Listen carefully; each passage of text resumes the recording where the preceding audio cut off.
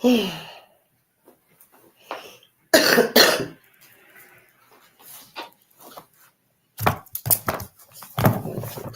today. And just try to keep it as light as possible. You don't need to stress nobody out. Worrying nobody's stuff because you need to get this feeling like they can help you and contribute without. I'm just saying without any of it.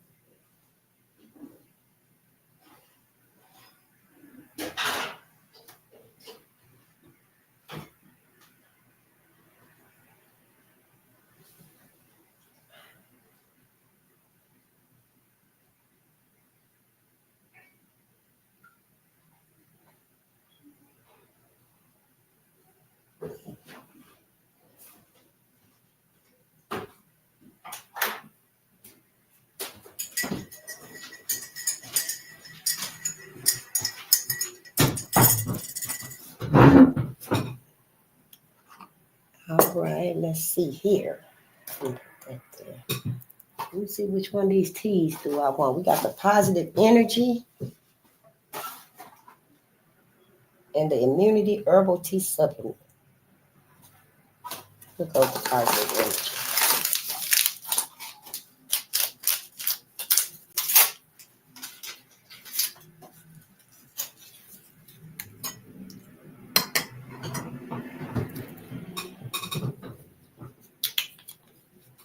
Good day and gratitude, family. I'm just making my little tea up right fast. Yesterday, I had a pretty nice day with my voice. And then, it croaked out on me again earlier in the day. I still can't get over it. Going through that fog. Like, wow, okay.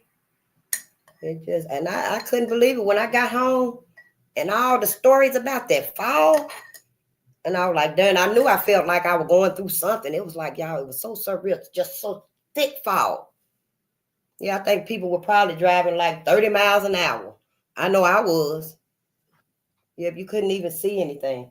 And then the days after that, people were sending in to social media all the foam in their swimming pools and, their rain cameras were showing. It looked like it was snowing, but it wasn't. It was just foggy. It's just like, for real, what the hell was that? I just be thinking about stuff. What the hell was that? All these chemtrails and stuff. What the hell is that? Man-made cocktails. That's what I think. Man-made cocktails. Everybody finna get it. Yep, everybody finna get it. The only thing we can do is prepare. Yep, prepare. Get ready. That's the only thing we can do. Yep, and just take comfort, Black America. Just take comfort that the cosmos is on your side. The cosmos is on our side. See, we the ones that's been traumatized and hurt and beat, done unmentionable things to. That is what makes us a miracle and exceptional. That is why we ain't really got nothing to worry about. But these demons among us. Oh yeah, you better worry and you better watch. Honey, everybody that's done played somebody for a fool, always do it until you can finally stop. They always do it until y'all can finally stop playing you for a fool. Why we don't think that, this is possible in this situation? I mean, I can kind of understand, if white folks had been sincere on any front, after the slavery and the Jim Crow and all the other injustices and unmentionable things that they did to us. They had plenty of times. The teachers, for instance, had plenty of time before everybody else got their ass over here.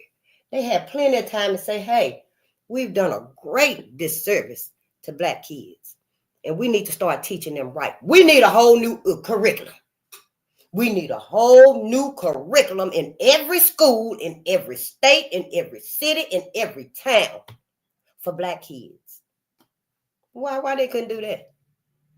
at least show a little sincerity instead of just acting like none of this happened to traumatize us. That's why we're here. Why is Black America traumatized? Where all this disciplined ignorance? I be wanting to say dedicated ignorance. But Dr. Ray Hagan, brother, he our brother. He was a pastor. And now he know years now. He been telling black folks the truth. And he said it's really disciplined ignorance. And thank you, family, for teaching us that. Because that's what it is, and that's what we gonna call it. Self-hate is our way to explain it. You know, that's how we refer to it. But in the intellectual spheres of communicating and teaching and learning and, you know, researching and critiquing, it's called disciplined ignorance. Because you decided, you know, you disciplined yourself or they've disciplined us. You know, disciplined ignorance. I know. It's today versus yesterday. Today versus yesterday. Everything got to matter in our life from this point on, Black America. Everything got to matter. We can't pick and choose which one of these we're going to be lenient with. Because white supremacy controls all of them. I'm not sorry to have to tell us this shit. It took me a long time to get here. A long time. And it's already people out there been talking about everything that I'm already talking about. I think I'm the last one to the fight. Yep, that's how I feel. Because everybody else is telling it. Everybody else is already saying these things. So why ain't it clicking? Why is it not clicking with us? We totally ignored our ancestors. Martin told us to hug and love and hold hands. Said that was his dream. Then came right along and told us, I think I done put y'all in a burning house. We ain't heard nothing he said but hug, love, and hold hands. He told us, he corrected it, that he was wrong. I want to know why we keep, don't want to hear the truth. No, we've been going this way for so long. Let's just keep going, face. No, sometimes you got to turn around and take a detour. Bust a U-turn, Black America. We can't keep leading where everybody's steering us. Hell, ain't nobody even concerned about where we going. What is the future finna look like for Black America? Don't nobody even care. See, we got to wake up. We got to wake up. This is our last chance, honey. Why y'all think we ain't never got off the plantation? We just in the front yard. Just in the front yard. We bust out that door. We were so ready to go escaping. Getting away. All through the year. Some of us had to wait. Our ancestors had to wait on the holidays like Christmas. But on the whole, every day of the year, slaves was trying to get away. It wasn't not even one day out of every year. 250 years slavery. Enslaved. It was a whole lot. I'll find a paper that's got that on it too. But every day of those years, those centuries of slaves were trying to escape. They were trying to escape. Can't nothing make me think that days went by, months went by, years went by, where there was one slave didn't even try to escape. That everybody was actually that complacent, even that fearful.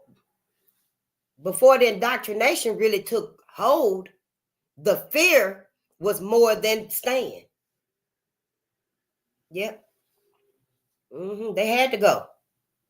They had to go. So I don't believe that, there was any point in time where Black America didn't fight, didn't try to get free. The narrative is that we didn't fight during slavery. We didn't try to escape during slavery. We know it was more of them than them, more of us than them. And, we feel like we just let it happen to us, but we didn't. That's what white America been teaching and telling us. See, they told us about Rosa, freeing 300 slaves, but they didn't tell us that was Rosa's lifestyle. Wherever Rosa went, no, that was Harriet Tubman. Probably Rosa too. Because at that point, every Black person was focused on Black people. And some of us too, if we see somebody being racist out here, we'll call it out. I do. Oh, yeah, and I can't wait to call out. My ancestors be telling me what to say. Yeah, it'd be like, they be like, oh, where the hell did she come up from? And I've been standing there all along, probably reading a book, or I don't know, reading something on the phone, listening to music. But see, we got to start being aware of our surroundings. Can't be out here, much as I like to have my book, and I'm the only one. I very rarely pass a sister with a book, but sometimes I will. We be like, oh, what you reading? But hardly ever. We got to get back to us. We got to get back to us. This whole thing right here, it's against us. It's about us. The Civil War was about us, and we didn't even cause it. Yeah, it made us go fight in the Revolutionary War. See, the school ain't taught me nothing. The school ain't taught me nothing. There ain't no vengeance in my heart. I don't have it in mind to go close every motherfucking school where I was born at. No, I don't have that in mind and stuff. I just want us to get our kids out. Leave them schools right there where they at and get our kids. You go find Shay Shay. You go ask your sister, make amends, call her for that reason if y'all ain't talking. And tell her, sis, I need Shay Shay to come over here and teach Pooh. Come over here and teach Pooh how to read. Because she loved to read. Our nieces and nephews, they love the babies. Go on and call my Mike. Bro, yeah, I need my Mike to come over here and help little Johnny. Yeah, come on over here and help Eric. We need to do these things. I can't even get it through us. But yeah, we here. I'm Face the Nation, by the way. And we are on Bolden Unchained. We say what's on our mind. We got personal freedom right here. We got personal freedom right here for this. The one thing we ain't never been able to live, talk about, enjoy, be so prideful in, oh, y'all, the pride and joy to be learning about our Black heroes. To know who literally, physically saved our life, our bodies from slavery. Our ancestors literally saved us, all of them. It's amazing. I can't even express it. I'm waiting on the ancestors to give me their gifts of expressing, I sure am, honey. It's just amazing. It opens up everything just to have that personal freedom to talk about and to, just critique, to research, to teach the good, the bad, the ugly, the savage, and the ravageness. All of it. Yeah, we free to do that here. And, don't come in here with your fakeness and stuff. Don't come in here trying to sway us. Because Miss Margaret wasn't alive. And Miss Margaret still living in that big-ass house on the hill. Yeah. I tell you what, marry into that family. Marry into Miss Margaret family. And you just see when that dog whistle be longer than 3 seconds. It's like a whistle now. I wish I had my voice back. It's like 3 short whistles now. But when they become long whistles, you better be ready. You might want to be standing outside the door, Black America. Because if you done got in and that's your home and your family stuff, everybody finna be in the attic, the basement, the backyard, behind the pearly gates. Slave. I don't know who finna come in. Becky, Karen, Sabrina, I don't know. But they finna come in, sister, and tell you, no, you ain't the wife. You ain't the natural wife. You is not the natural wife to this white man. What did y'all think this was, Black America? Now you get the babies and y'all go and do what you do. And y'all think we ain't really finna come back and get y'all ass. Because our celebrities especially.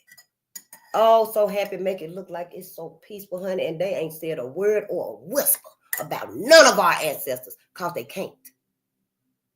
And when you, Black America, tie yourself in and you can't speak about nothing, not even the good, you better not talk about Michelle too much. You better not say that Simone Biles Any of them, I don't want to use them. That, you know, very loving and forgiving and stuff. But you get what I'm saying. Althea Gibson. Let me go back and stuff where it was really sincere about us. Althea Gibson, #1 tennis player. Before everybody, I think she was everybody model. Sabrina and Venus and them and stuff. Get out talking about you. She inspired you. All of your granddaughters is the next Althea Gibson. Go on. Get on out there talking about it. Yeah, all my daughters is the next Hazel Scott. Honey, they playing pianos at the same time. Then they stop and playing the guitar and the piano. Go on and do it. And watch everybody tell you, oh no, we ain't finna do that. See, you ain't finna uplift and exalt your people. So when people show you that, we got to take it for what it is. I don't care if it is us. We know that we are the main tool used against us. Shit, we need to quit acting so dumb and fickle when it comes to this. But we smart about everything else, though. Oh, we so smart about everything else. I think I just resigned myself to yeah, I'm going to drop out. You know, I didn't finish school. But, honey, I know I did. I dropped out for the right reason. For the wrong and right reason. I became a teenage mother, you know, which shouldn't have happened then, but it did. I was a teenage mother. Shit, I had to get here like this. That's how I'm reasoning now, today. I had to come here like this, like I came.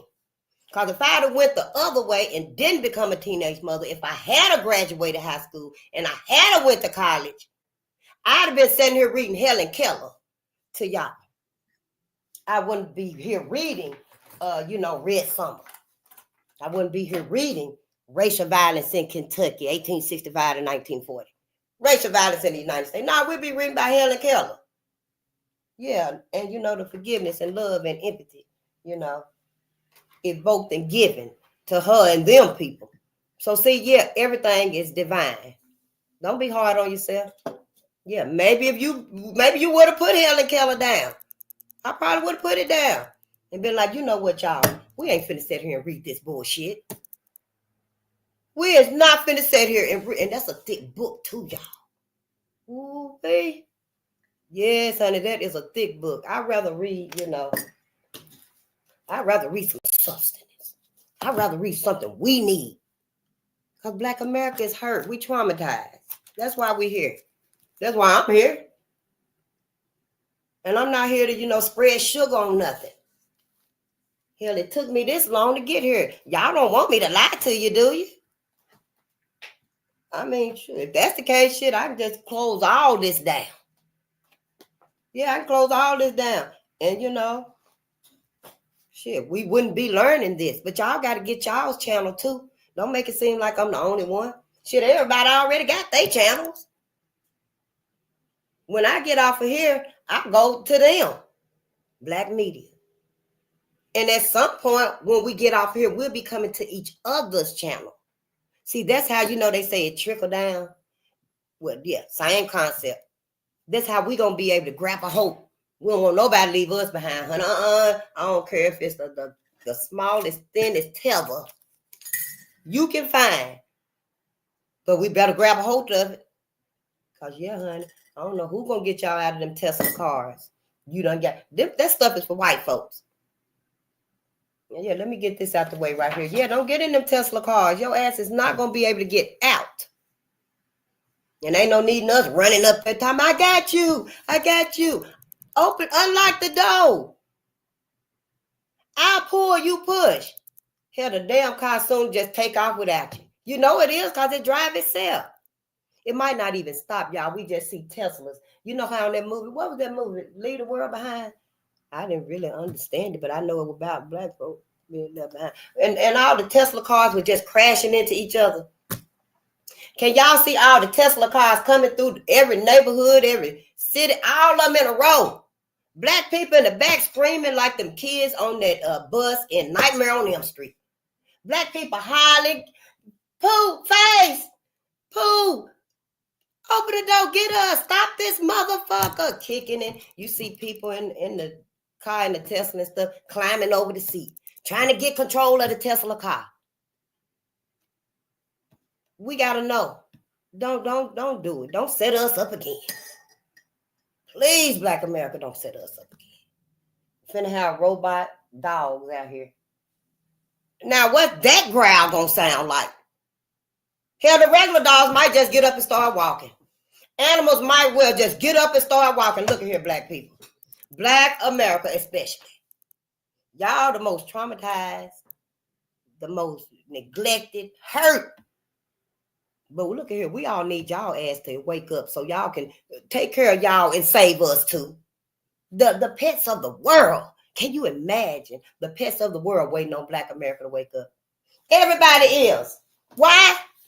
Why, Face? Why? Because of this. Because of this. And then look what came out of it. Look who survived. Look at all this gold, all this wealth, the legacy. See, we got to wake up. We got to start thinking. Think, Black people. Think. That's why we're here. Yeah, we got personal freedom here. I know, I already know, and I'm going to tell you, everybody going to be mad as hell at you when you start doing it too. When you be like, yeah, I got personal freedom too. I read a book about it, y'all. It's probably why it took me so long to get here, because I was hesitant too then, I guess. Shit, I ain't saying I ain't worried like, oh shit, when the first person gonna come up and be like, face. Face, face, face. Let's see, oh yeah, okay. It's time me put everything down. Even us. When the first one of us see me, oh no, face, I hear what you said about Karen. My best friend name is Karen, face. Yeah, I already know. I already know. But they better have their motherfucking facts right. Sure better, honey. Yeah, especially us. Because, honey, the way I'm finna tell it to us, they gonna feel like they ass was back there with John Hart. Yeah, I was there. I was scared to say anything. I was there, face. I was there. Just gonna melt right there. Just emotional breakdown. We need to heal. Shit, it ain't gonna come no other way. So yeah, we on Bolden Unchained. We got personal freedom. And we getting financial freedom. Because this is what we supposed to do. We ain't supposed to be working our whole life away. 40, 50 years, 2 jobs, 3 jobs, then a side hustle. And still ain't got nothing. Still ain't got nothing, honey, to go zip up that Louis Vuitton like we rich, like we wealthy. Like we got any other freedom other than physical freedom. That's basically all it is, physical freedom. You go out there to the front yard, but you better not go no further. Yep. So, yeah, we got personal freedom here. You ain't even got to worry about it. Just be aware. You know, you can't have faith and worry at the same damn time.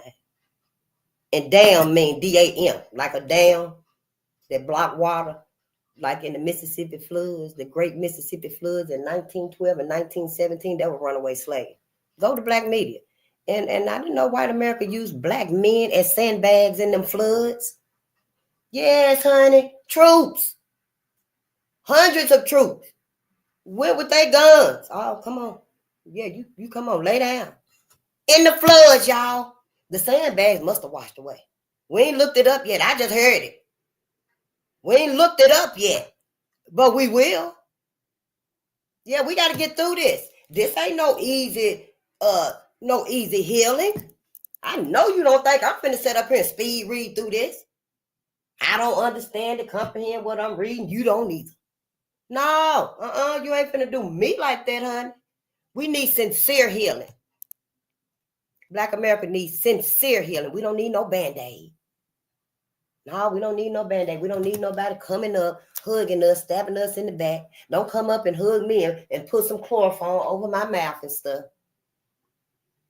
No, we just gonna calm you down and put you to sleep, and then you wake up or tap on the. See, I make my own tea and stuff. I make my own tea. I'm kind of like Ruby Bridges. Yep, we got to be like Ruby Bridges. Have our own garden right here.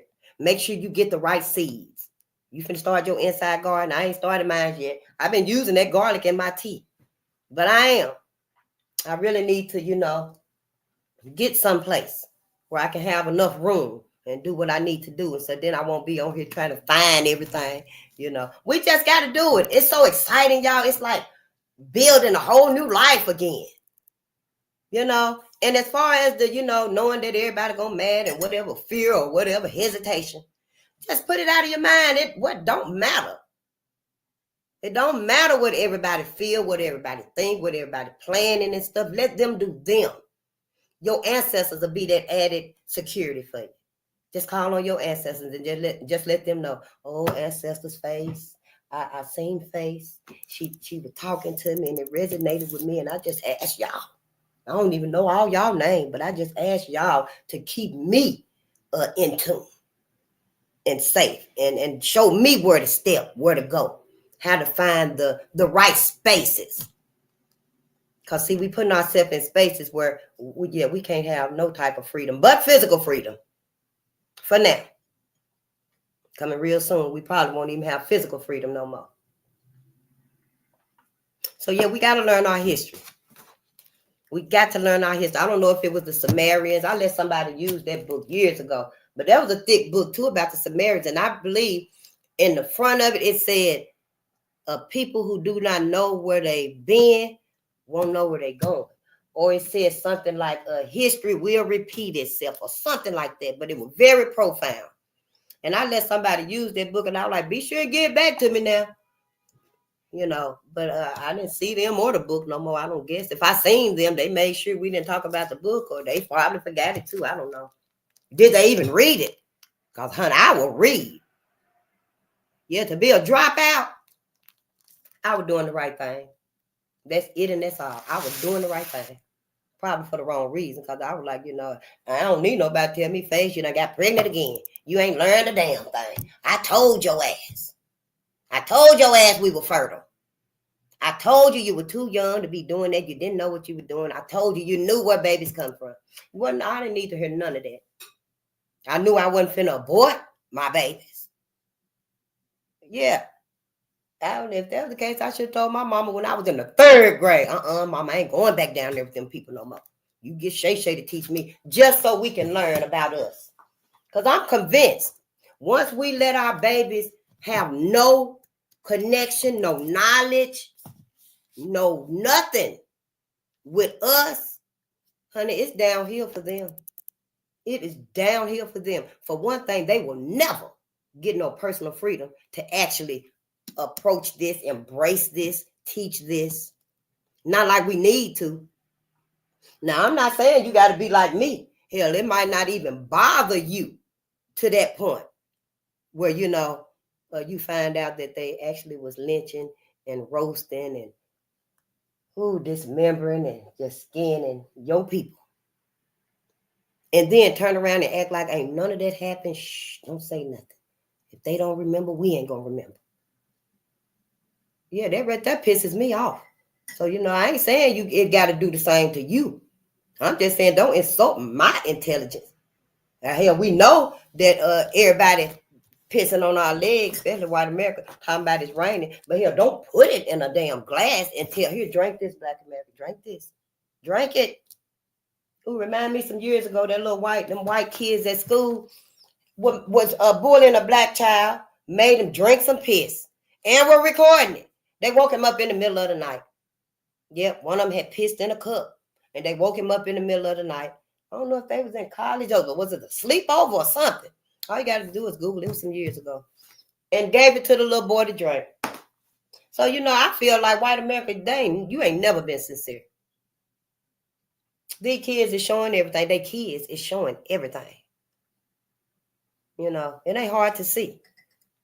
It ain't hard to see. Just decide whose side you on.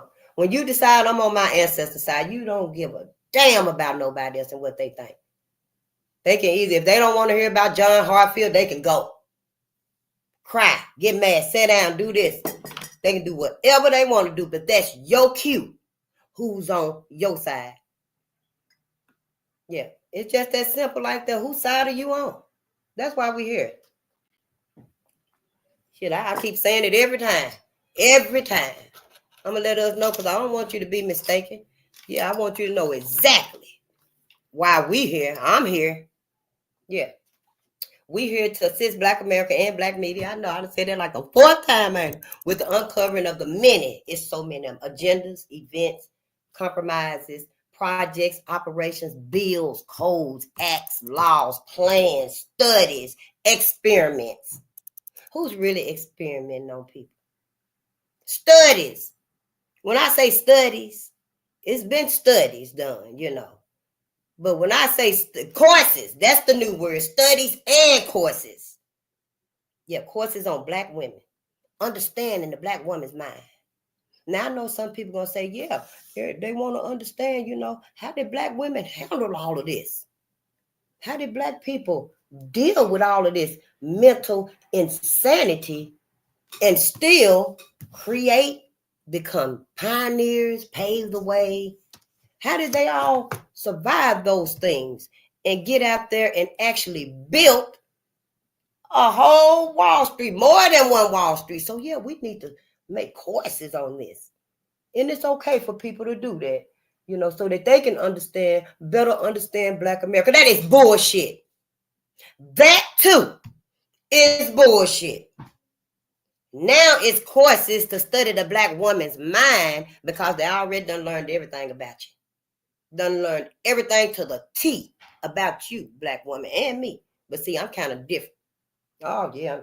They like, oh, damn, we became like her when she was like us. Now face totally different. Yeah, it's like I done ripped my whole mask off, you know, with people. Because we ain't supposed to be like this. We ain't supposed to be this vocal about what we need. We supposed to be vocal about what's wrong with us. Oh, it's hard. It's their culture. That's what they saying. And we saying it's called we got away from God. We ain't eating right. We quit school. We started doing drugs. Yes, all of that. But why? See, y'all wasn't telling Malcolm when he said, who taught you to hate yourself? Y'all wasn't saying, oh, we quit school. That's why we hate ourselves. We got away from God. That's why we hate ourselves. Wasn't nobody saying nothing. The reason why we hate ourselves is because of this right here. This is it and this is all. This is why we hate ourselves. White America. Well, I didn't start it in slavery. If I did, I'd have some books in slavery. But like I said, I got here late anyway. So we started in the era of slavery. This was after slavery. We were free. Free in hell when these things happened. Some of these things happened like a decade before my mama was born. One of them riots that happened in 1943. Last night we were reading about Detroit. What was it, 1943? That was 9, 10, 11 years before my mama was born. 11 years before my mama was born. Mm-hmm. Yeah. So we're here to uncover and condemn all of that. You know, all of this stuff that's going, it's all about us. And we look at through a spiritual lens. Anytime you come on here, we look at through a spiritual lens. I can't deal with the religious lens. No, I can't deal with it. Take them glasses. You don't get them glasses, I'll break them. I got my own glasses to see what I need to see. See, religion makes it a crutch. It makes us forgive. We forgiven and they ain't even asked us. Yeah, they literally, white folks, literally chased Ahmaud Arbery. On the phone with each other, hell, they probably had CBs. So when they are, or what is they call walkie-talkies? They probably had walkie-talkies. So when they actually got to get in the pickup and follow the black person and hunt them down and chase them, they can still keep in contact with each other. See, I was thinking that the block he took out jogging on, it was his neighborhood. The block he left in that he lived in, they got on the phone. I was thinking they got on the phone and was like, yeah, he on his way down there. He's jogging. He's coming. Oh, yeah, he didn't leave with anything, no water, or he ain't even got his cell phone with him. He's on his way. Probably going to be a short run. You know, I would think they was on the phone, but they probably on walkie-talkies. They probably was on walkie-talkies. Because remember the other guy, the McGregor or something, they got in their truck when he got on the other block. And then some more people got in their truck, and it seemed to me like they blocked him in, Ahmaud Arbery. But see, he was aware. He probably felt them watching him all along. Probably felt them watching him all along. Because it seemed to me like he knew why they were closing in on. Why you going to ride up on me like that? I'm jogging. Whole bunch of white roughnecks looking like they ready to, horse you up and stuff. Can you imagine the strength it takes to actually hoist a body up on a tree? But then, yeah, you know, they killed him for jogging. So, yeah, they probably had walkie-talkies and stuff. I don't know. I just be thinking about everything, y'all. But we looking through a spiritual lens of loyalty because we need to know, who are we loyal to? Who are we loyal to? I know who Becky, Karen, Ken, Brad, Barbie. I know who they are, you know, loyal to. You should too, Black America. But who are we loyal to? That's why we looking through a spiritual lens of loyalty. Because I know if we look through a religious lens, everybody, I'm loyal to God. I'm loyal to Jesus. And where I'm from and stuff, I know we got many of, you know, education and intellectuals in here and stuff, and we know things. We got the memo. But all of us didn't get it. Because where I'm from, honey, everybody, you say Jesus Christ, everybody is seeing that white man with blonde hair, blue eyes, Cesario Borgio. However you say his name. That's who we seeing and stuff. And I want to tell y'all, if you done made it here and you be like, oh, that is face. That is face. Call Auntie. Call Auntie now. Take that damn white man off of y'all wall. Take him off of y'all wall. That's it, my people back home, you know, if they seeing this and stuff. Because I know we still got them on our wall. I know y'all know about Yahweh, Yahushua. We don't know about none of that. We don't even know that Buddha and Dionysus, Horus, that they got the same histories, birthdays, born of the Virgin Mother. You know, we don't even know they got the same history as Jesus Christ. We know the book say bronze, you know, bronze feet and, you know, kinky hair like ours. But that's what it say. Everything we are shown and taught and learned, forcibly learned, it teaches us different. So that's why, you know, yeah, we keep that on the wall and stuff. That's why we close our eyes and say Jesus Christ. You can close your eyes now. And I'm going to say Jesus Christ. How many of us seen the white Jesus, though? I want to know how many of us. Let me see. All my family. I know one person needs to read the book and teach us. I don't know. Only one person. No. Well, I thought all of us probably should read. Yeah, I got a GED. I went and got it. You know, after I quit school, you know, to raise my babies that I had. I wasn't going to abort them. My family did help me with the first baby, and I went to school and stuff. But after it happened the second time, I was like, oh, shit, I got to do the right thing. So, you know, I went and got the GED, as long as you get it. Hell, Frederick and them didn't even have their GED and stuff. So, you know, that really ain't the catalyst. You know, we need to be giving us our GEDs anyway, or diplomas, or however you want to phrase it for us now. Because we got to change that too. We got to change the education and how we receive it, how we teach it to us. So, you know, I don't feel too bad about it. Shit. Hell, I probably would have been there, like I said, reading Helen Keller to y'all ass. Reading Helen Keller, Amelia, Bedelia. Yeah, if anything, I'd have been reading Anne Rule. You know, I liked an Anne Rule when I was growing up. I liked the Harlequin romance. But honey, this right here is what we need to be reading. We need to be reading this. I know everybody in church reading the Bible and stuff. We're going to get us the Bible because I got some scriptures on that too. I want to know. I just want to know. So, yeah, we looking through a spiritual lens. Resilience. We need to know how strong we've been. We need to know what it took for our people to get here so we can go further. And, you know, through a spiritual lens of education. We ain't here to glorify the white man or his achievements or his thefts of melanin. The theft of melanin. Yeah, we ain't here to glorify none of that. We ain't here to teach none of that. We're here to condemn all of that.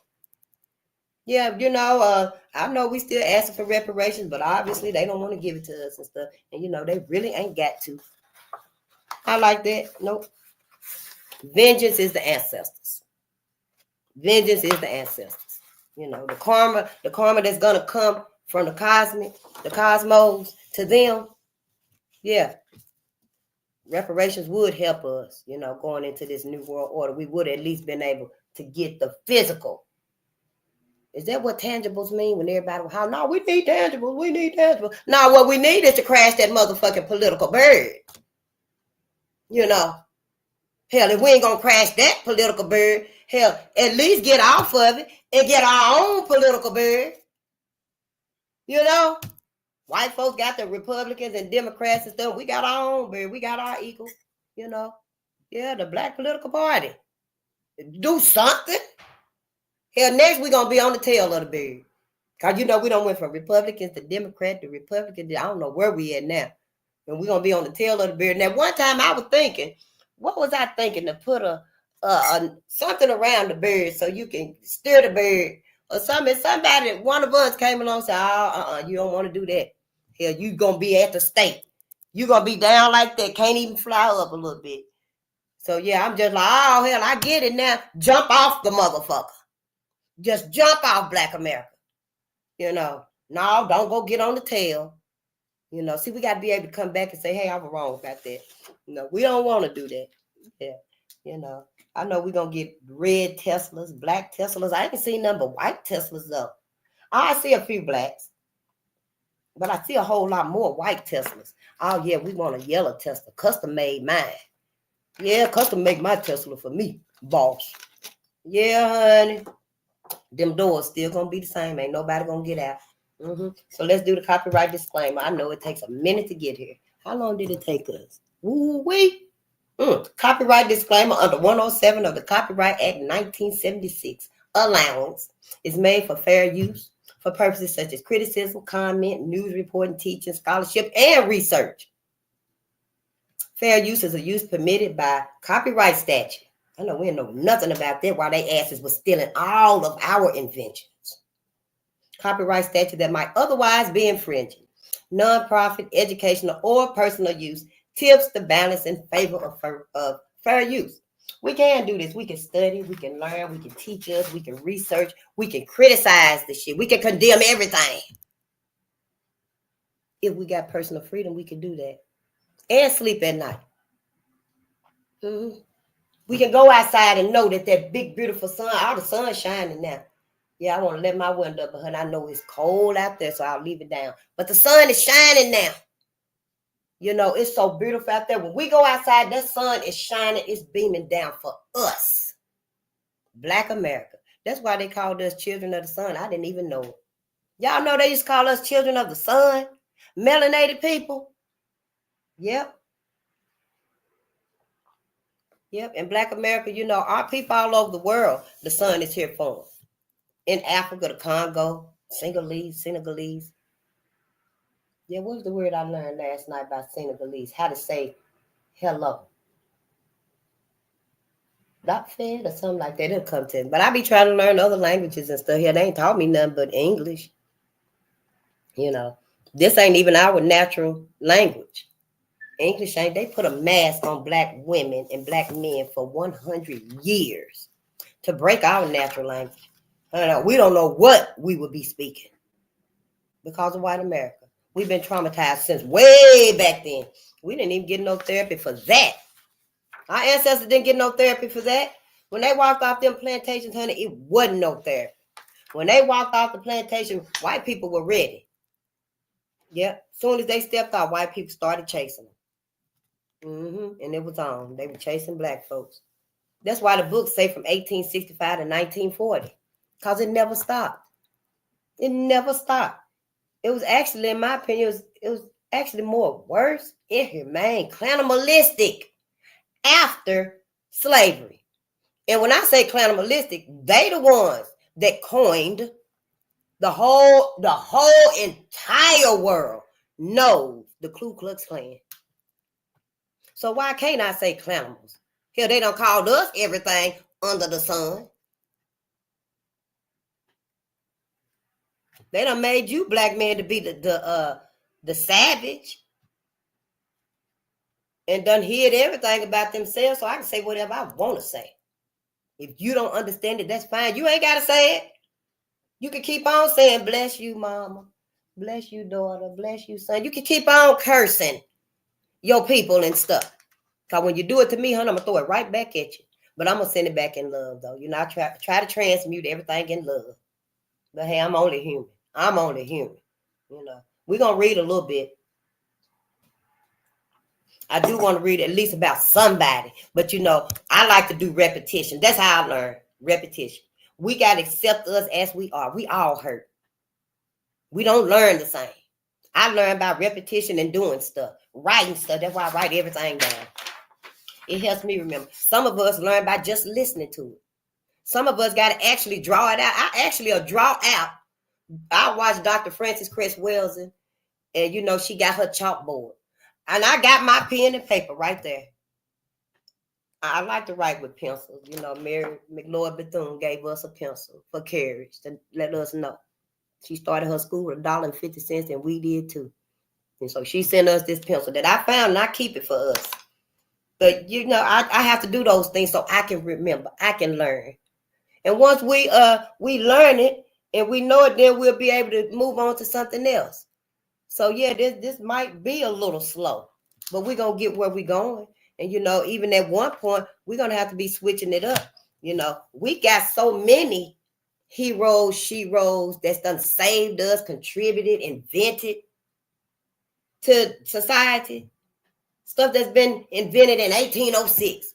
Robert Rilligs found out, invented a way to turn sugarcane juice into sugar. Right today, allegedly 2025.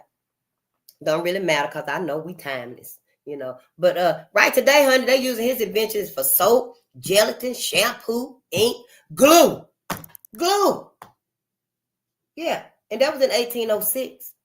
So really, our babies is the ones that's going to invent the contributions, y'all, all the contributions for us in the new world. Now, white folks ain't even going to need to get out of the Tesla cars. What is you talking about? We are going to need to get out of the Tesla cars. That's why our children got to find a mechanism. I don't know. Y'all the one that finished school. You the one got all the degrees. I see you putting all them initials in there like we know what that means. At least tell us what it means if you're going to put it in there.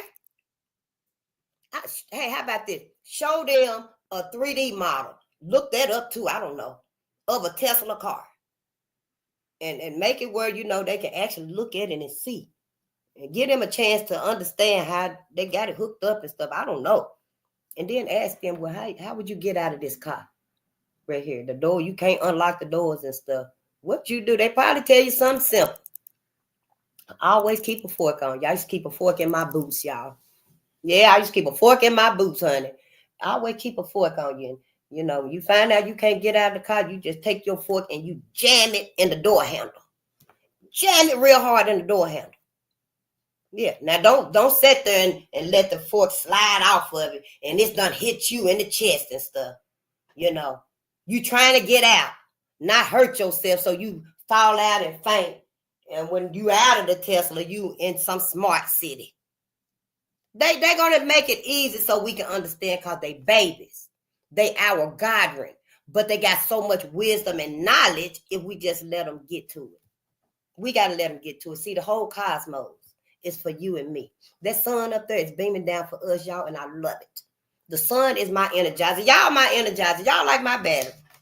I could be out in the grocery store anywhere and turn the corner in another aisle and I see sister. I'll be so happy. You be like, damn, where have you been? Act like I ain't never seen a black person before, but I love us. Yes, I love us. Just to see us, oh, honey, that's the joy. Because I'm learning now. Yeah, I know everybody like sister. But hell, that's all right with them. Shit, that Maya Angelou was sister. Hell, then white folk came along with that movie with that white girl and the white guy, I forgot what, my other something. And they were on the autism spectrum. And they were calling her sister. But as far as I know, Maya Angelou was sister. We sisters. You my sister. Maybe they are sisters. They are females. But they not my sister. When I say sisters, I'm talking to black women. I just want to be clear with everybody why I'm here. I'm here for Black America. My first and final concern is Black America. And it should be yours too. White folks should actually be concerned about Black America. They the ones did it. Their ancestors did it. Don't act like I am the division. Don't act like our black media is the division. This right here is the division. This was after slavery. What's the excuse now? This was after slavery. All of this stuff after slavery, it just went away. So when Kentucky told Kentuckians in 1865, 1940, racial violence in Kentucky. When Kentucky told the Kentuckians, let's stop dragging and being savage with black men and stuff. What happened after that? See, we ain't never asked white America nothing because we scared, we're afraid to ask white America anything. But as sure as I'm telling you, Red, today, we learning and we talking to each other so we can heal each other. It ain't finna be another Harriet Tubman. It ain't finna be another Robert Purvis. You know, he saved 9,000 slaves. The master, his daddy, had him in the big house. And honey, he was hearing that man do everything to them slaves. Babies and kids that, you know, they had little kids in the big house too. Because they got to learn how to set the table and stuff like that. And yeah, had us decked out. And what, got to walk along and they touch the banister and see if they see any dirt with white gloves on. Yeah, they beat Harriet Tubman or Southern the Truth when she was a little girl so bad. Because they hired her out when she was like 5. But she didn't know nothing about dusting. It was in her book. And the dust resettled. And they beat the little girl so bad and stuff, they had to send her back to the plantation, to her mama. So her mama could heal her. And then they sold her out again. Yeah, rent her out again. You know, everything that's been done to us, you know, is to our detriment. Yeah. Forever. And ever and ever. Mm-hmm. So yeah, I just be thinking about everything, but ain't nobody coming back. Somebody need to tell us. Ain't nobody coming back. If Jesus do come back, it's gonna be Simeon Toko, the black man in the Congo. You know, his government was trying to kill him and stuff. The story said they cut his heart out, honey. He told them, put it back, put it back. Put my heart back in my body. Yeah. Said they tried to dismember him. Yeah, I don't know. Maybe they couldn't get the cut. Maybe he put himself back together like Horus did. Or was it Anubis? One of them put their body back together. King Tutankhamun, one of them put their body back together again. Yeah. They said Simeon Toko, honey, they tried to take his body in a helicopter and take him so he held the whole helicopter. Stop. The blade still spinning. The little blade on back of the helicopter was still spinning. They just in air. Yeah, I'm told you better take me back right now. We all finna blow up. I don't know what he said, but they took him back. But then the last time, and I ain't really done no extensive research on it because I believe I sure do. You'd have been telling me the son of white Jesus is the son of God, walking on water. Well, honey, I can look out there and see the sun walking on water. It could be a puddle in the road. On the lake out here. All these lakes. You can set a glass of water right there. You can dash water on the wall. Pour water on your car. Just you see sun everywhere. The sun walking on water. That's the Son of God. Because the cosmos is God. It ain't even got a name to me. See, I'm here to be free. We don't think right here, black people. The cosmos been there forever. We don't know when the cosmos came to be. White folks don't know. They're not even from there. The sun don't even like white folks. The sun do not even like white folks. Well, they took all the information in the papyruses. Is that if I'm saying it right? The very first paper that was used by the Egyptians, I think. You know, they left everything on the wall for us and stuff, you know. But they took everything out of the papyruses and put it in a book. And I know they took out the book of Enoch because I've been hearing a lot about it, you know, over the course of time and stuff, past few months. But I ain't got it. I ain't seen it. I haven't Googled it. But I will. You know, we get to the Bible because I'm going to get us a Bible. And we supposed to believe it. Now, the cosmos been there forever. The cosmos, why come the cosmos didn't manifest the black man and the black woman? Who say it didn't? Prove it. Prove to me. You ain't even got to prove it to nobody else. You ain't even got to prove it to 3 people. No, just prove it to me that the cosmos did not manifest the black man and the black woman. We're the parent of all people. That has been established. We are the parent of all people, black people, melanated people. The parent of all people. The black woman, the melanated woman, is the only one that's got the Eve gene. Yeah, I mean, I'm just saying, prove to me that the cosmos did not manifest. Achoo, prosperity. The black man and the black woman. Maybe it sneezed, the black man and the black woman. I don't know. It's giving birth. That's why I think it was the black woman that was manifested first. But you know, we live in a patriarchal society where the white man is first. Well, man, which is the white man, because you know, Dr. Francis Chris Wilson teaches us that there's only one man, and when you say the man, we know who they talking about, the black man. The white man. The black man has made himself to be the baby. But he's the original man. The black man is the original man, the very first man, the real man, for the only man, really. Everybody else just carbon copies. Everybody else is just copies. You know, so this whole diabolical scheme, y'all, yeah, I think about nothing else but this. Yeah, because I feel like, you know, don't insult me. My intelligence. Ooh, we black America. Shit, don't be a fool and a dummy. But anyway, the cosmos manifested the man and the woman, you know, and then we give birth, the man and the woman, God and goddess, goddess and God, and then we give birth to Godwin. Yeah, I know I give us a lot, you know, and I'm supposed to be reading, but we're going to read about Bessie Coleman before I go, you know, and who is that? Nina Simone. Ooh, it is a new day. Sure is, honey, and I feel good. I don't know about y'all. Sure don't. Ida B. Wells. We're going to read about Ida. See, look, that's Bessie Coleman right there. Yeah. This right here, you know, our noontime, you know, lessons and legacies.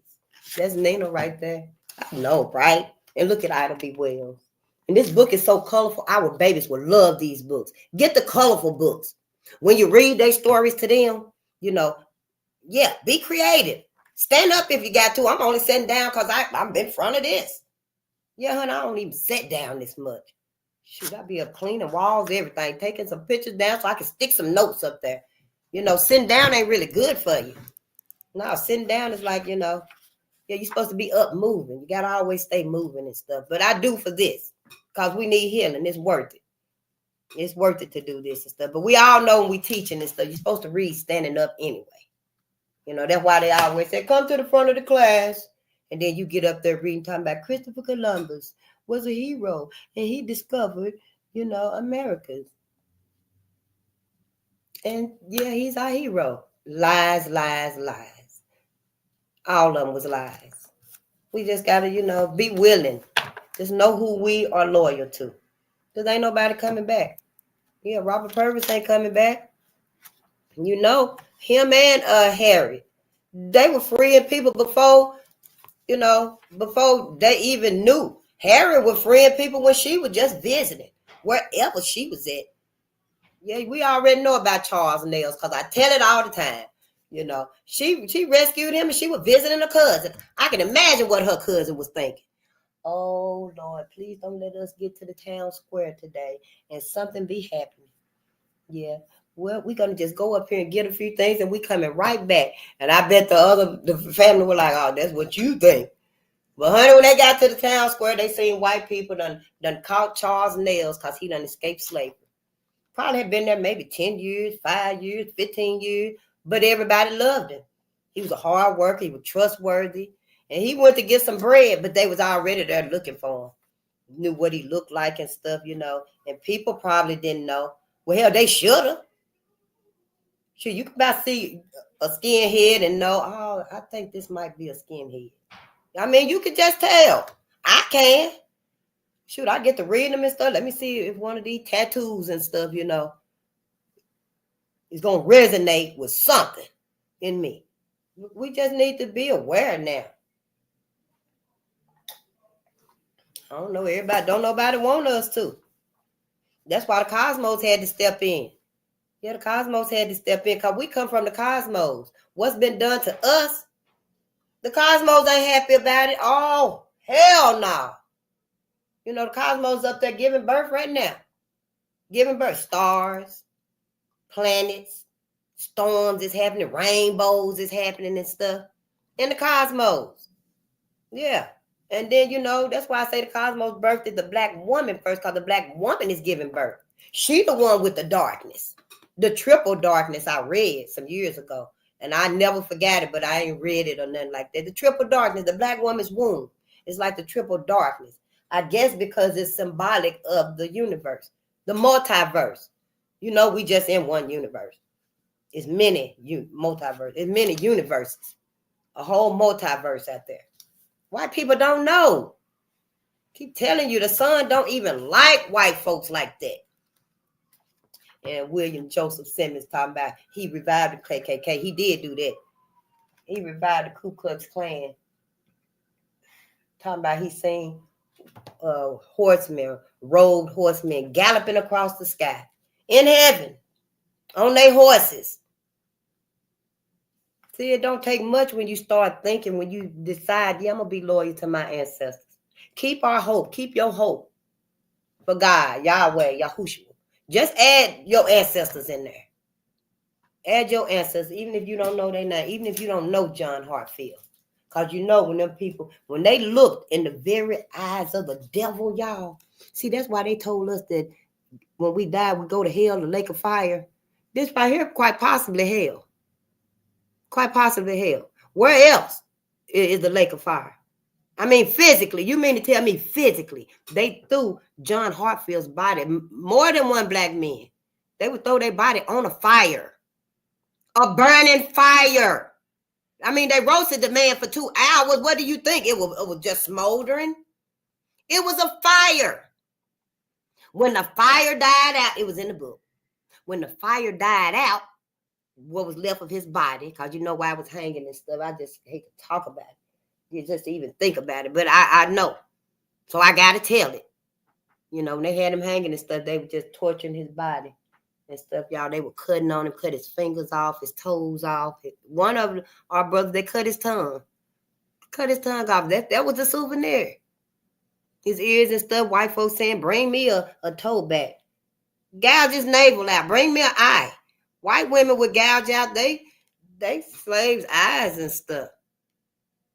Just horrific things. And we got to face them, because that's where our discipline, ignorance, our self-hate comes from. We ain't going to find the reason nowhere else. We is not going to, when Malcolm come back, he going to be a y'all motherfucker. No, he probably ain't going to cuss us out. You know, he probably going to be like, y'all still ain't found out who taught you to hate yourself. But yeah, you know, I cuss us. I cuss. I ain't necessarily cussing us out. I ain't cursing us. Hell, it relieved me to say shit. Hell, I ain't cursing us. My education is just, hell, non-existent pretty much. I'm learning so many words now than I ever learned. If I had time, I'd be writing them down. But I don't like to keep us and stuff. I want to be straight and to the point, you know, but I'm ready to talk. I'm ready to teach us. I'm ready to read. Personal freedom. It's so much. You know, I just had to just come on and do it. Or I would have still been, I got to get another monitor. You know, let me get another monitor before I actually, you know, go talk to the people and stuff. No, the ancestors were like, no, you got your monitor and stuff, and you got everything set up. Work with what you got. So you too, work with what you got. The next live, I don't even like saying live and stuff. The next meeting, the next get together. Hopefully you'll be able to put it in the chat. When we get done with this right here, we're going over to your channel.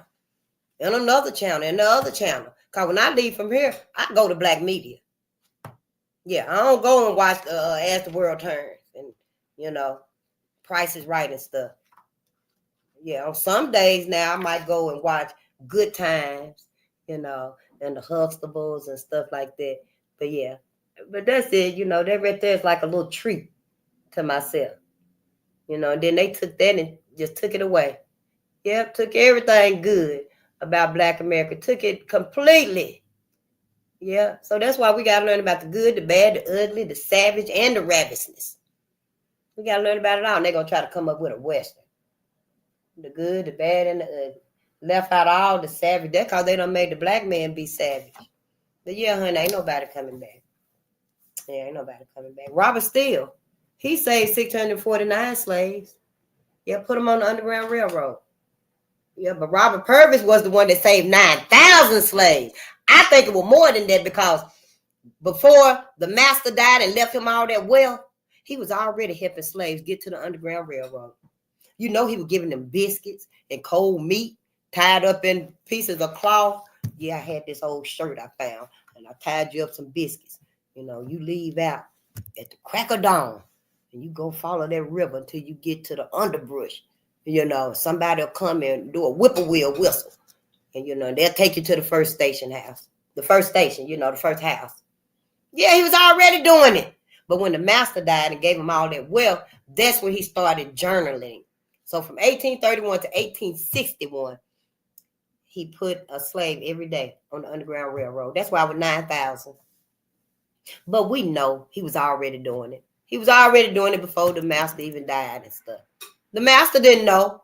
Because see, when he was a little boy growing up, he already decided, I'm not finna be like this man. I am not finna be like this man. He felt the pain that his mother and the other slaves was going through. He saw how his daddy, the master, would go in them slave quarters and kick that door in and rape the woman and the man. He knew what his daddy was about, you know. He just knew who he was loyal to. They all did. So we got to quit putting ourselves in these situations, you know, today. They didn't have a choice then, but we do. We got to quit putting ourselves in these situations, in these spaces. You know, we got a choice. It's up to us. You know, I know it's up to us. We seem to me like we leading our babies right back to them slave quarters. Because we see what Donald Trump is doing. We see it. I do. When I, went to the Open Street Broadway and was telling black people, "Ooh, y'all, look at these flyers they got here about Project 2025." Because I was already on it. I had already heard about it. But I didn't have no flyers or nothing. I probably mentioned it a time or two. But I knew myself then, oh, shit, this going to be trouble for us. And when I got there, honey, and black folk were like, shit, we don't know. We don't care what that means for us. What we going to do? Oh, my ancestor, what we going to do? And I don't know which one of them. Like, yo, you going to read. That's what you going to do. So I came home and I started telling us that, Project 2025 is finna ride down on our asses. I don't think I started reading then because I don't think I even knew at that point what it was going to be, the lesson was going to be. But when I was thinking about what the lesson was going to be, y'all been here with Helen Keller. Sure would have. Sure, we all would have been like, oh, crying for Helen.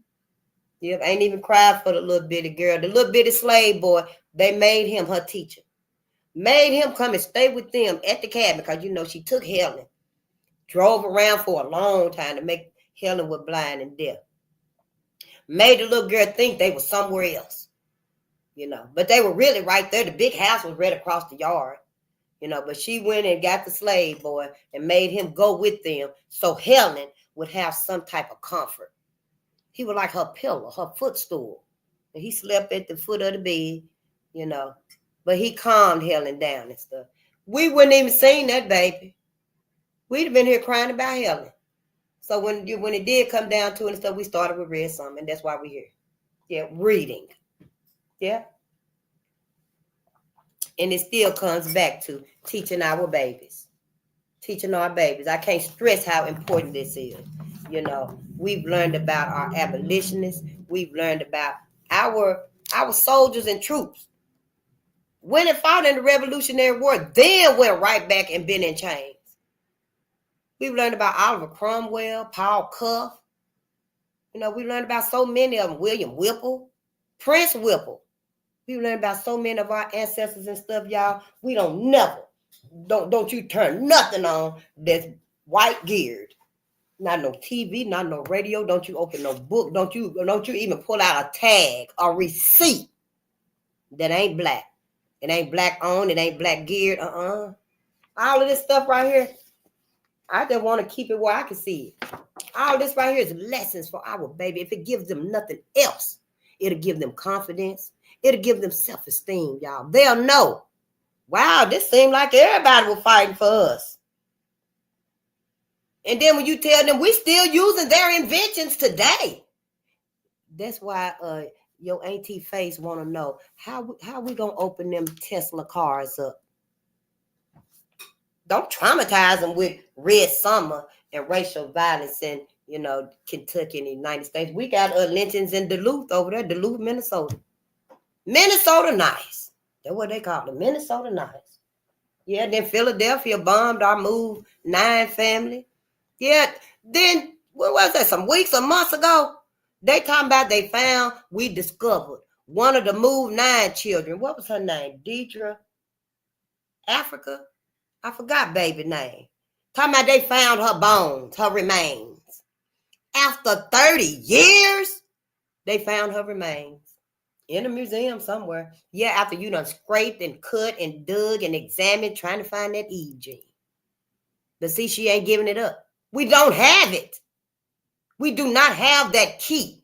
The cosmos gave us every key. I use this analogy all the time. Y'all check it out. The cosmos gave us the key.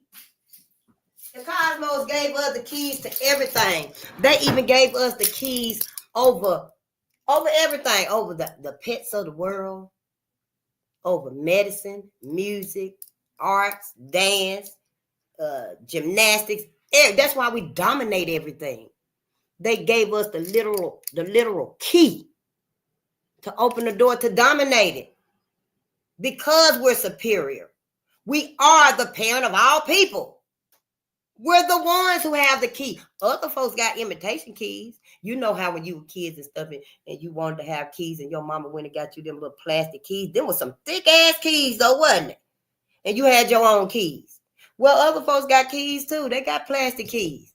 But see, we got the true original keys and we got to use it. Now the keys to the Eve gene, they didn't give us those keys. See, look, these keys are different. You see that?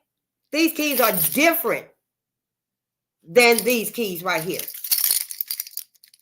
They didn't give us these keys because they knew. They knew. Yeah, they can't give us this key. Not that key to our melanin. No. See, white folks didn't know that. No, white folks, they've been scraping us.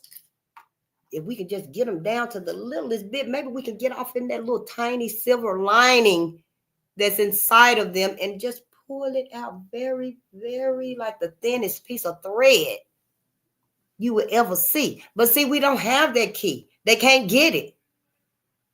You know, the cosmos is so magnificent, so protective of us. It's coming to save us now because the cosmos know we've been so traumatized. We don't know nothing. We can't even comprehend for ourselves. I don't know who called them. Maybe, they knew that at some point when we get to the point where we can't even get a glimpse of ourselves at all, then maybe the cosmos awakened, on its own. Maybe it awakened us because we're in another awakening. This was our first awakening. How many awakenings are we going to have? Let me see. How many awakenings are we going to have, Black America? Now, it's other awakenings as a collective on the planet, on this plane. Globally, we've had more than one awakenings, I believe.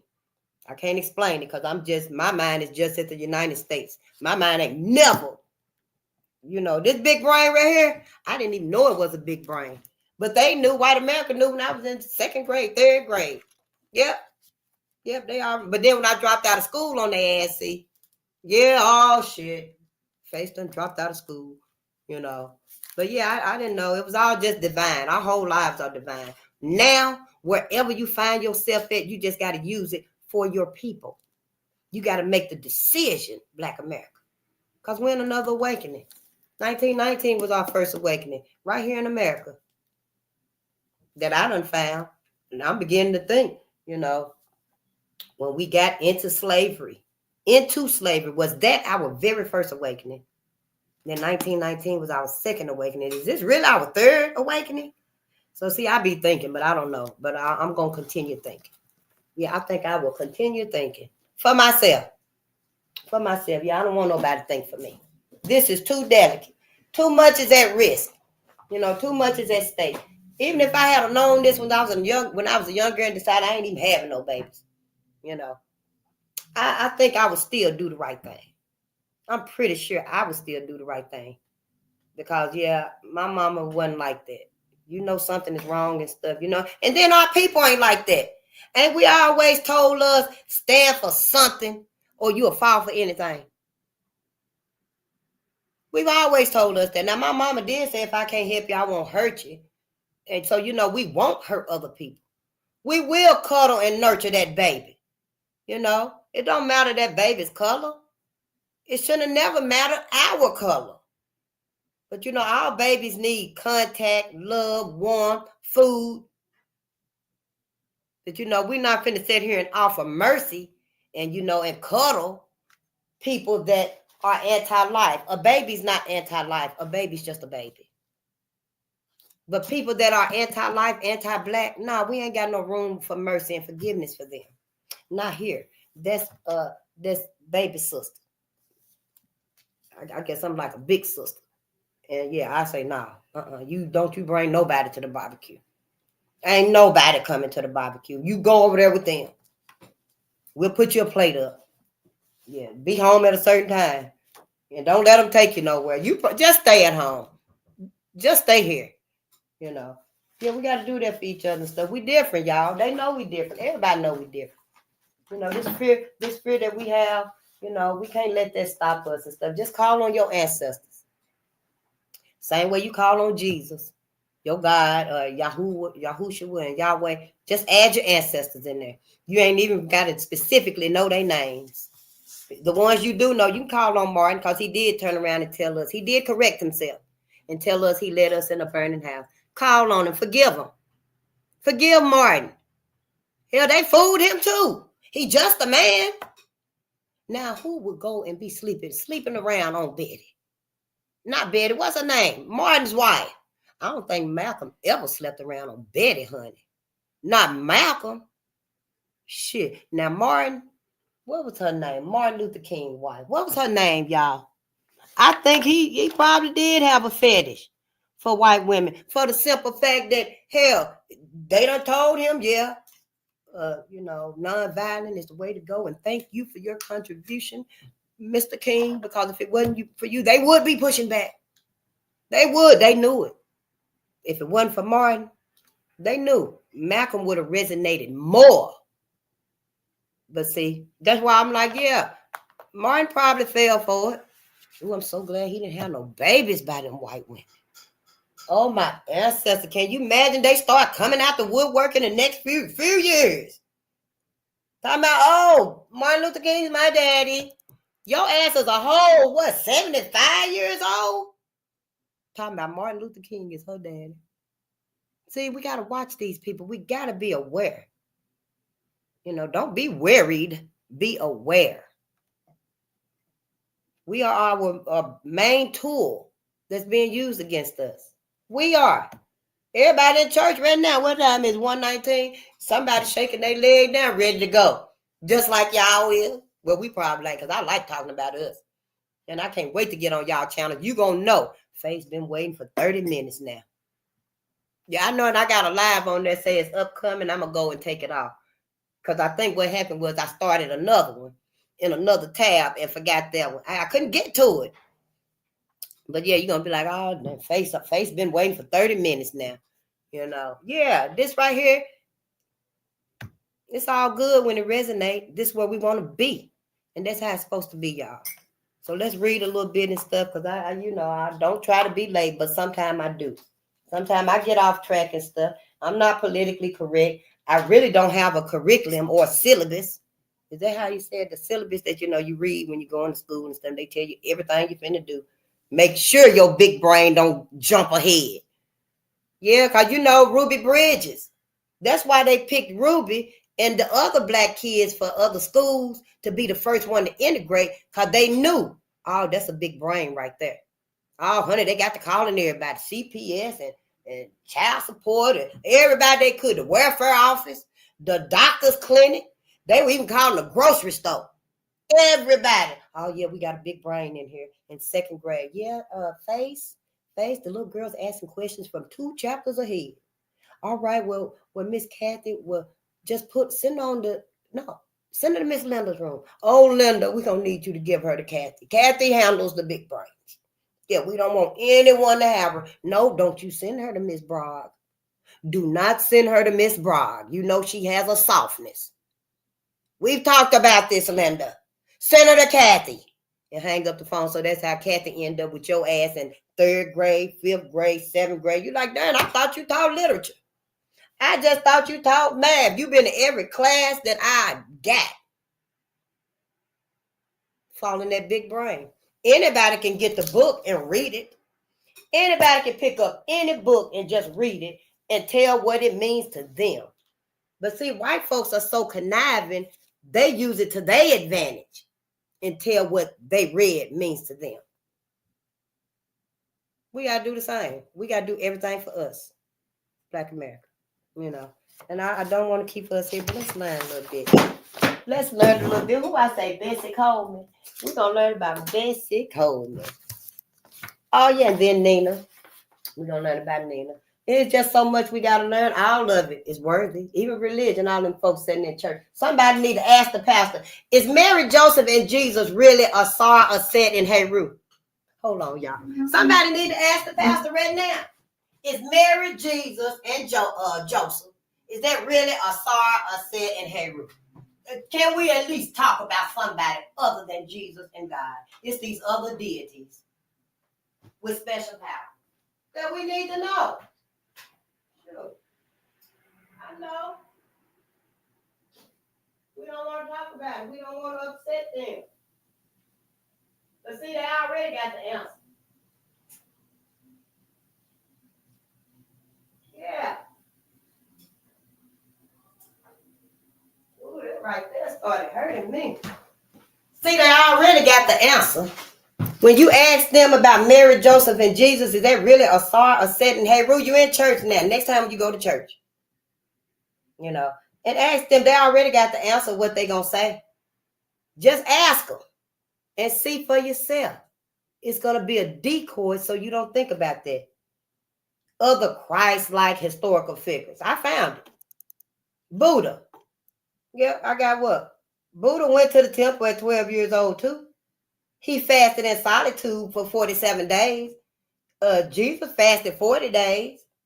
Buddha wandered to the fig tree at the end of his fasting. Then I got Krishna, Odysseus, Romulus, Dionysus, the one I mentioned earlier. Dionysus was born of a virgin too on Christmas. He was placed in a manger. He rode in a triumphal procession on an ass, you know, where they put him on the donkey, the jackass, on the ass. And he was a sacred king. He was killed and eaten in a Eucharistic ritual for fecundity, Fecundity, and purification. Dionysus rose from the dead on March the 25th. He was god of the vine, and he turned water into wine too. He was called King of Kings and God of Gods. He was considered the only begotten Son, Savior, Redeemer, Sin Bearer, Anointed One, and Alpha and Omega. He was identified with the ram or the lamb. He was the sacrificial title, Dendrites, or young man of the tree. In other words, he was crucified or he was hanged. That's Dionysus. So can we talk about somebody other than, you know, what we've been taught, Jesus Christ? And every time we close our eyes, we see this white man with blonde hair and blue eyes. And you know, and he got everybody. You know, somebody at least say, get the hell off of me. Can we at least critique and see other folks? Horus was born of the Virgin Isis, only begotten son of Osiris, birth heralded by the star Sirius, the morning star. Yeah. The ancient Egyptians paraded the manager and the manger and the child through the streets. You know, yeah, it's so much we need to learn and discuss, you know, so that we can think. So what if it's wrong? Everybody's wrong. Everybody wrong what they telling us, teaching us, because it ain't right for us. Everything that we eat is wrong. The way we breathe is wrong. We're supposed to be really breathing. We're supposed to breathe deeply. You know, we're supposed to breathe from our diaphragm. You know, we breathing shallow. You know, that's why we got wide noses. We're supposed to do these things. It's Sunday. I want to learn about Leviticus, Ephesians. I want to learn about the good, what's the scriptures? Slaves, obey your master. Don't question your master about nothing. I want to learn about forgiveness. Why the Bible ain't telling us to forgive us? Don't we need to forgive us? We forgiving everybody but us. We got to find out where's this hate coming from. So yeah, I'm going to get us a Bible and stuff. I told y'all about sister that tried to give me that Bible, and I didn't want it. Oh, here it is right here. When I got right here, see, Colossians 3:22 on billboards in March of 2012, y'all, in Harrisburg, Pennsylvania, right in our face.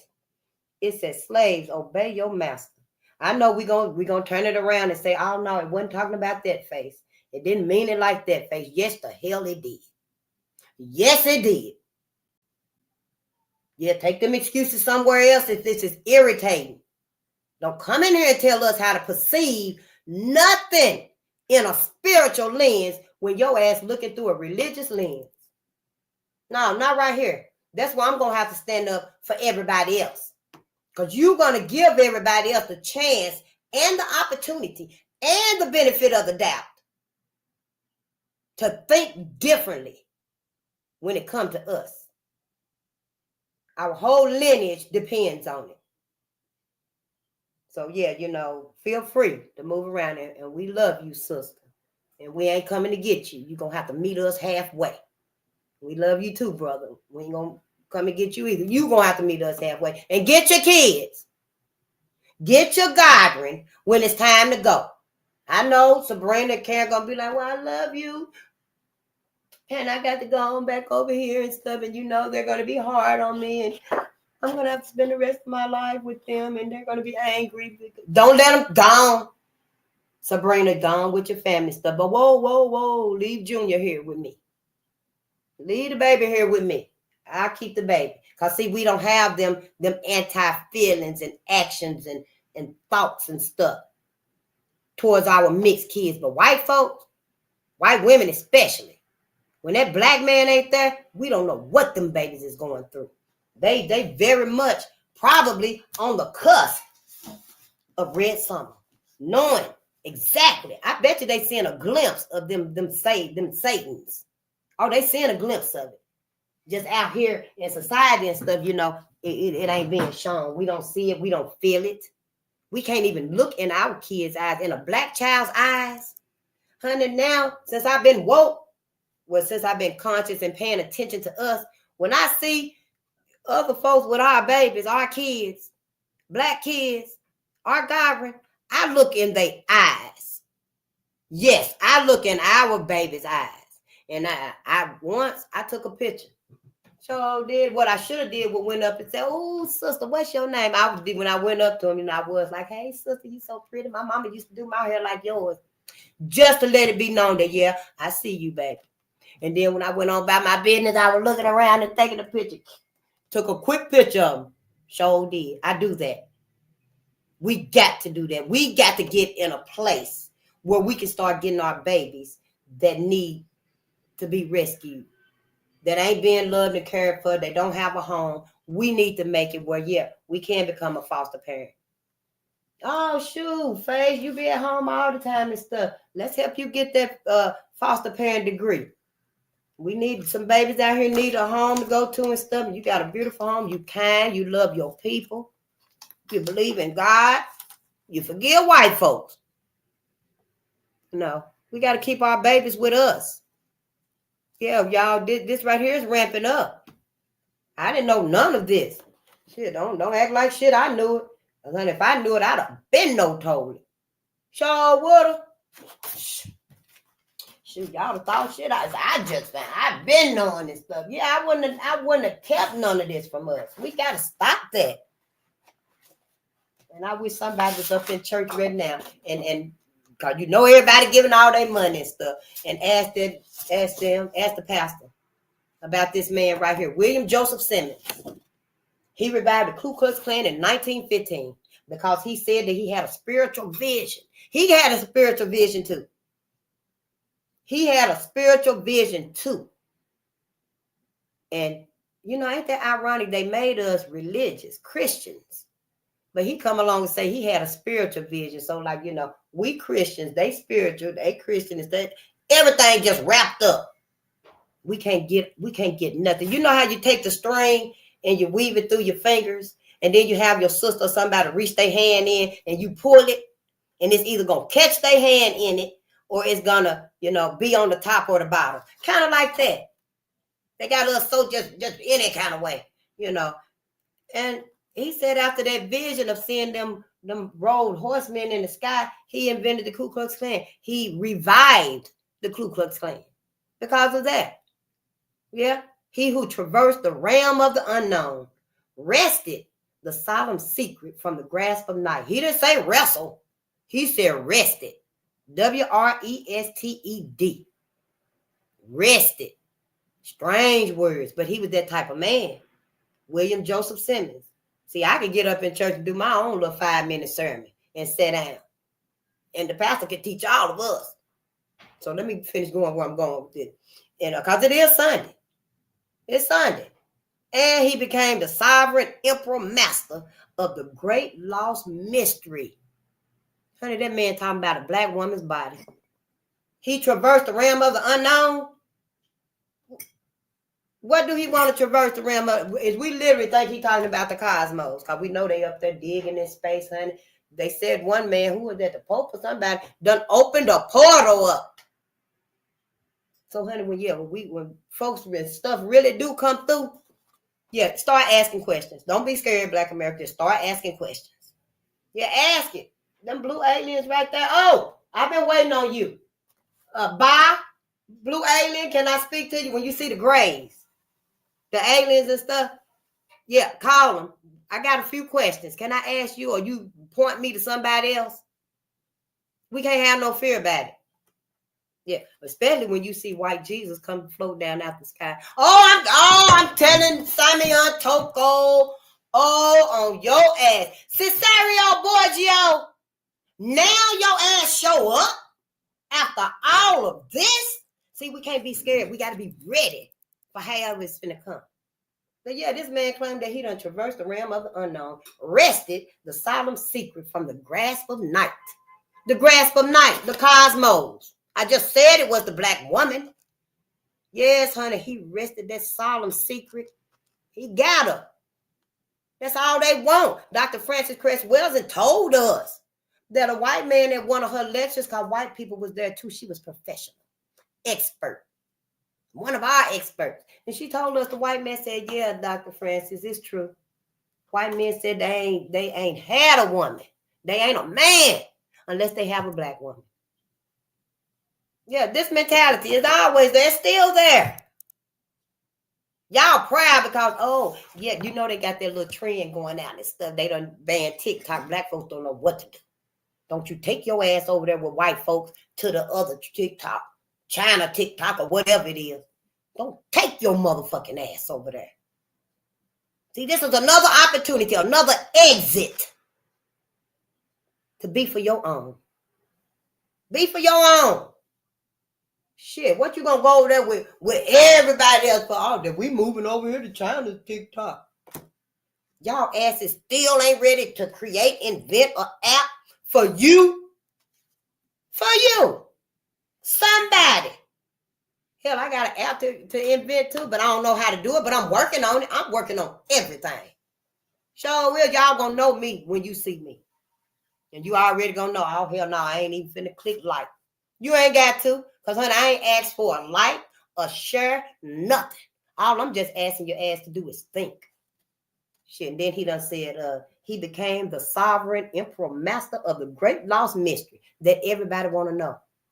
See, every white man will never be a man because they'll never get a black woman. That's what they said it take. That's what they said they feel like a man when they get a black woman. Dr. Francis was not lying to us. Now, see, if y'all gonna come with all that bullshit, no, that ain't what she meant. She wasn't talking like that. You got a whole nother view. You ain't even looking through the lenses that we looking through. I took it to mean what she said. That they meant it. White man is not a man until he have a black woman. We know he a fully grown adult. We know he got some kids and a wife and paying his bills and stuff. Got a big ass house, look like a mini slave house, a mini plantation. I got a lot of kids. We know all of them things. But it's personal for them. It was personal for them. They the ones that thought about it like that. Not us. We didn't think about it like that. Shit, that's how they think. Then he had a pamphlet. His pamphlets. Because, you know, the Klan, they had to communicate and stuff. They had pamphlets some years ago. They were leaving Ku Klux Klan pamphlets in black people neighborhoods, leaving it on the car under the windshield. Black folks come out in the morning time, 6 o'clock in the morning, get ready, get in their car and go to work, and it's a damn pamphlet. Something like his ass had.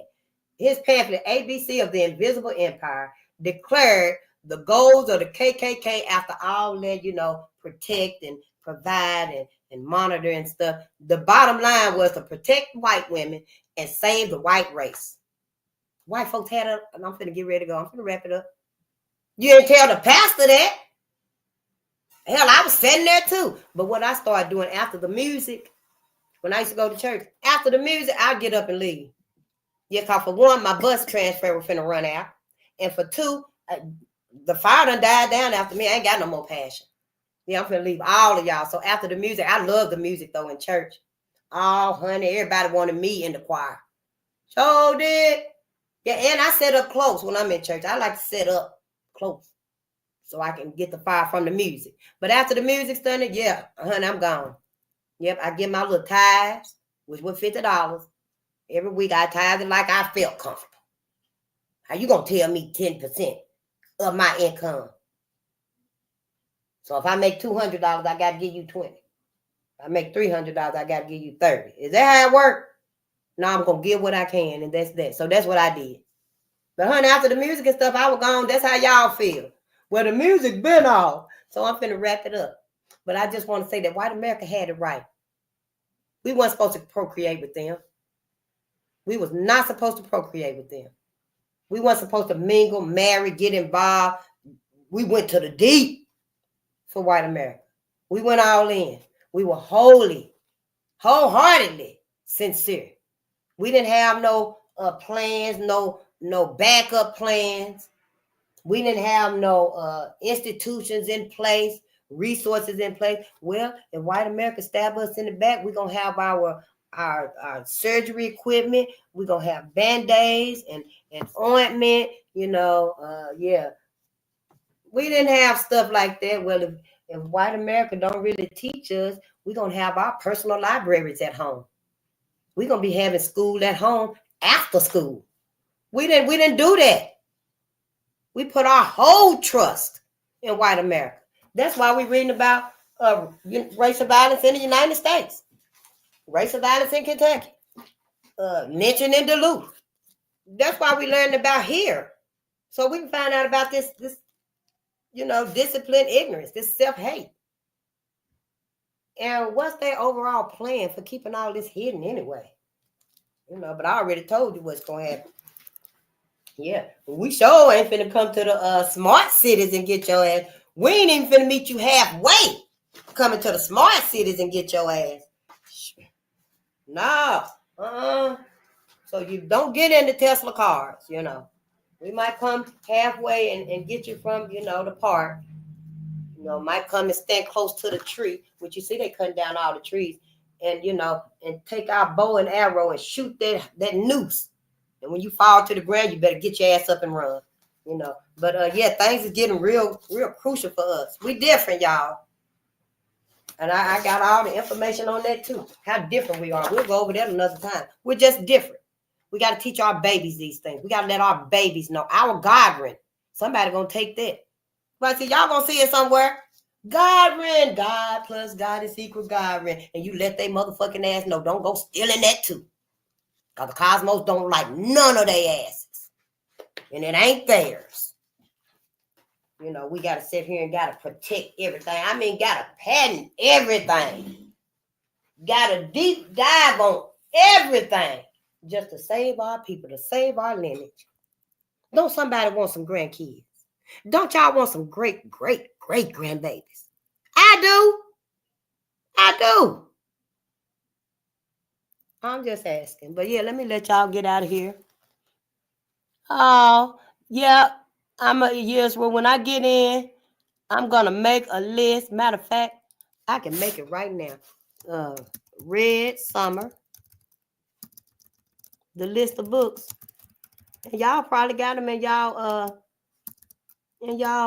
library right now. And that's The Awakening of Black America.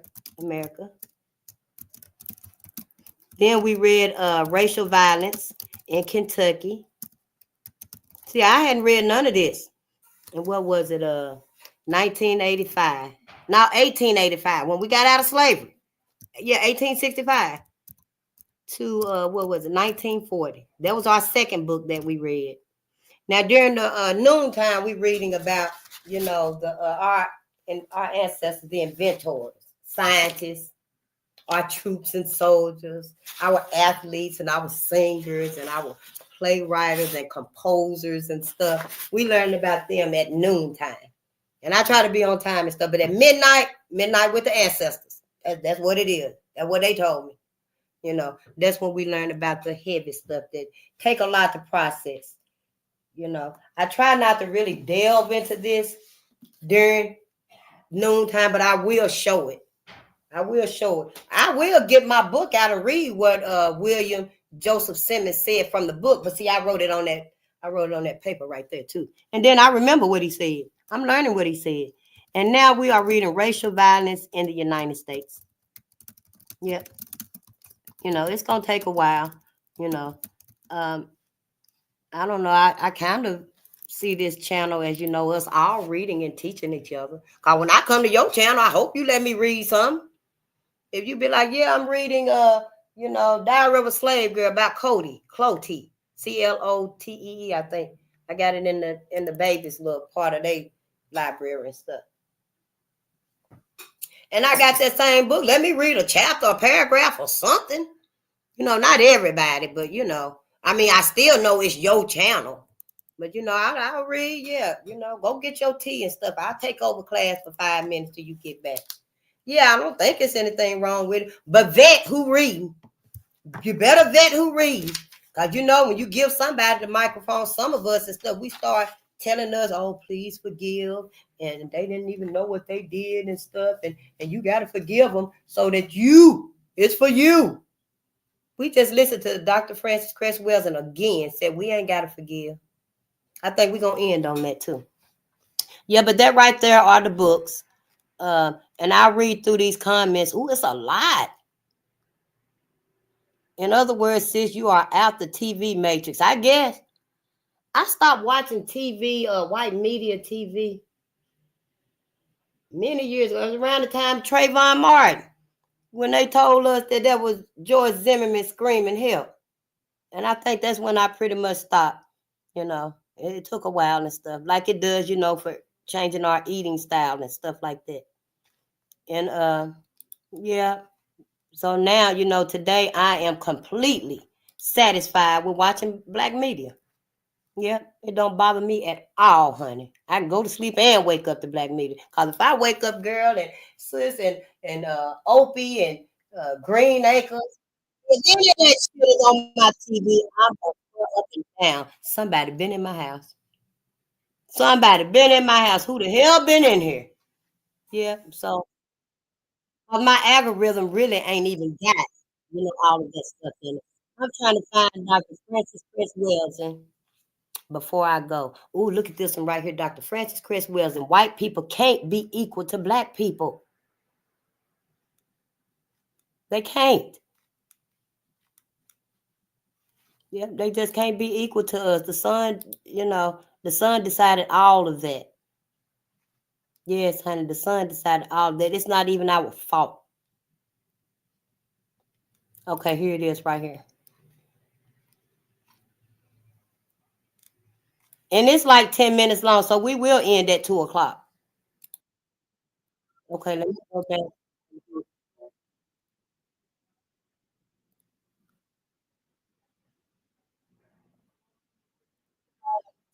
Francis Cress Wells. And our ancestors are so funny, y'all. So funny. I promise you, when you listen to us, even if it is an hour or two, let me say this, even if it is an hour or two long, when you put on our ancestors and listen to them, they so funny. They Carol Anderson, Dr. George DeGry, Dr. Francis Cress Wells, Dr. John Henry Clark, Benjo Hakanan, Walter White, James Smalls, Dr. Phil Valentine, they are all so funny. Bobby Hemmett too, when they teaching us and we listening to them. Walter White, what was his name? Walter Price. I think he was a pastor or something like that. But whoever it is, when we listen to them and they teaching us about us, it ain't just sitting, in a boring class learning about data. No, they just like us, They make it seem like, we don't be interested. But we interested. We very interested. Shit, that's why white folks want to be like us. They can't wait till they can find, we finally got rid of them. Now I can be the black girl that I was meant to be. Yeah, they can't wait. So wake up. I can only repeat it, that I think that, you see, just automatic forgiveness when it comes to black people being harmed or killed or injured by people who classify themselves as white. We don't hear people who are white if they have feel they have sustained some injury or harm from a black person. We don't hear them saying, I forgive, I forgive, I forgive. And I was saying in a talk recently, no one asked the white females who lined up and were accusing Bill Cosby of having sexually or date raped them. And no white person would say to them, one or more, or all of them, a long time has passed. Don't you think it's time for you to forgive Mr. Cosby? Nobody would ever think of that. You see, nor would anybody think to ask a Semite of the Jewish religion, well, have you forgiven the German people? Have you forgiven the Nazis for what they did? Better not. Do you see? Nobody would even think of saying that. Not now. So I think that it is a part of black people's tradition from the time of enslavement. Do you see, where the slave master could beat the black person, and I could just envision the black person being beaten and the slave master or the slave mistress would be saying, say that you forgive me. Do you see? And then giving them another lash. Say that you forgive me. And so the black person doesn't have a choice but to say, I forgive, master. I forgive. I forgive. I forgive. And I don't want to show any disrespect to the mother of Mr. Walker. I mean, I certainly understand what has happened to black people and where that pattern comes in. But when we were in formal slavery, I heard a white female explain to a young black man, this was at a Race Relations Institute a number of years ago, and the young black man in a small group discussion, he said, I don't believe in racism, I'm a Christian.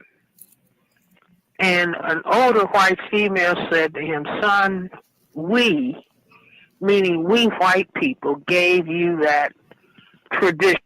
We gave you that religion. And we emphasized three things. Slave, obey your master. Turn the other cheek, and you will get your reward in heaven. And so that is the yoke that black people, I say by and large, are still under. And most black people are not thinking about or understanding that we are in a total system structure of racism. Well, see, you can't run an oppressive state or plantation or a prison and have the inmates become angry at the jailer. So you, if possible, you engage in the psychological warfare of teaching them a philosophy of forgiveness. Now, the prisoner or the slave on the plantation hasn't been let free. The prisoner in the prison hasn't been said, we forgive you, and so your sentence is terminated. No one is speaking to the prisoner or the slave on the plantation in that way. But the plantation is run by beating, well, first and foremost, I would say, and maybe somebody will be offended, I would hope not, that when you give the enslaved Africans an image of God that is the same image of the slave master, and say that you must behave yourself so that this image of God, which is the same image of the slave master, so that God will love you and admit you into heaven. You must forgive the slave master. Now that was the position that black people were in for hundreds of years during the years of formal enslavement. And what could they do about it when they were beaten and killed at whim? You see, and so that's when these ideas were implanted, and we must begin to step back and view them more objectively and understand that this is an aspect of the maintenance of oppression. And those black people who are admonishing black people that they should forgive, I would say that those people have been harmed by having their self-respect as black people annihilated, whether they're conscious of it or whether they are subconscious. Now, on this next clip, you're going to hear Dr. Frances Cress Welsing lay out when we should forgive. Let's go ahead and roll the clip. So see? And if we as black people decide that we are going to respect ourselves, and this is one of the things that has happened to black people in the 500 years of our oppression, including the phase of slavery, formal slavery, is that black self-respect has been completely annihilated.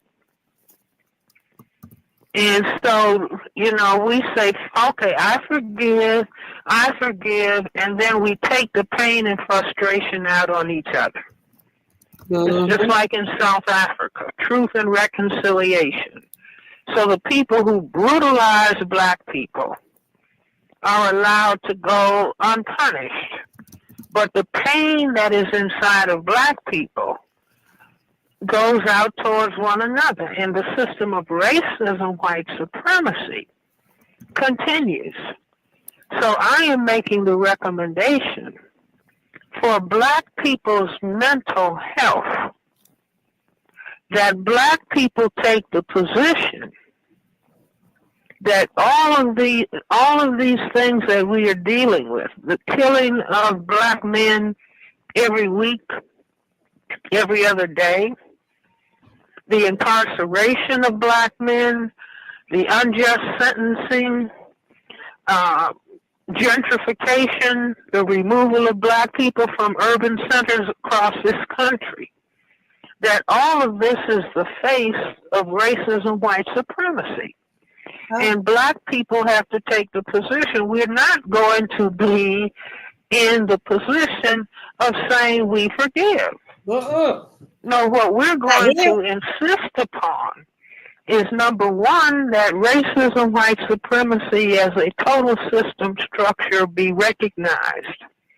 And number two, when that system has been brought to an end and replaced with a system of justice, then the consideration of forgiveness, if that won't even be in order, because the system of injustice will have been removed and a system of justice established. Now, that's my position as a Black psychiatrist, and I would say that I'm certainly recommending that as important for Black people's mental health in this system, that the foundation of the position is that we are going to have respect for ourselves second to none. And instead of denying and making apologies for the system of racism, white supremacy, that we are going to hold people who classify themselves as white, because the only reason for the white classification is to take advantage of the established and structured system of racism, white supremacy. And that we are going to hold people who classify themselves as white responsible. Yeah. We're not going to spend any time hating white people, but we are going to hold every person who classifies him or herself as white responsible for changing the system. We can't change it. If they want to take a position that they're not racist, well, then stop the people who classify themselves as white who are. Don't come and join Black people. Take the John Brown position, right, and stop the people who are engaging in the practice of racism, white supremacy. And, you know, that's not just calling somebody nigger or the N-word if you want to play euphemisms.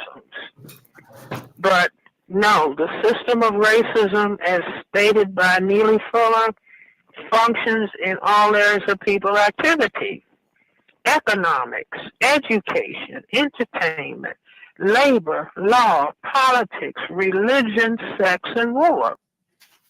Mm-hmm. Right there. Right there. Yep, everything she was saying, everything Dr. Frances Cress Welsing, our sister, she's the expert. She's the expert, the professional. She got the degree. She's done the research.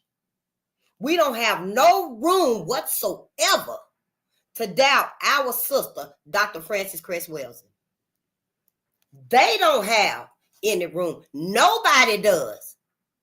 It ain't nobody this side of the afterlife that can question Brother Dr. Ben Johachanan. Who? Tell me who can question Brother Dr. John Henry Clark? Who? Where they at? Where they at? See, we got to know whose side we on, Black America. You know I said that was going to be the end, but let's check out Bessie, y'all. Bessie Coleman. Bessie was born January 26, 1892 in Atlanta, Texas. Yeah, Atlanta, Texas. She died April 30th in 1926 in Jacksonville, Florida. The air is the only place free from prejudices. Wow, ain't times have changed? Have we seen all of our people on these flights? Oh, honey. Ooh, it used to be free from prejudices, but now,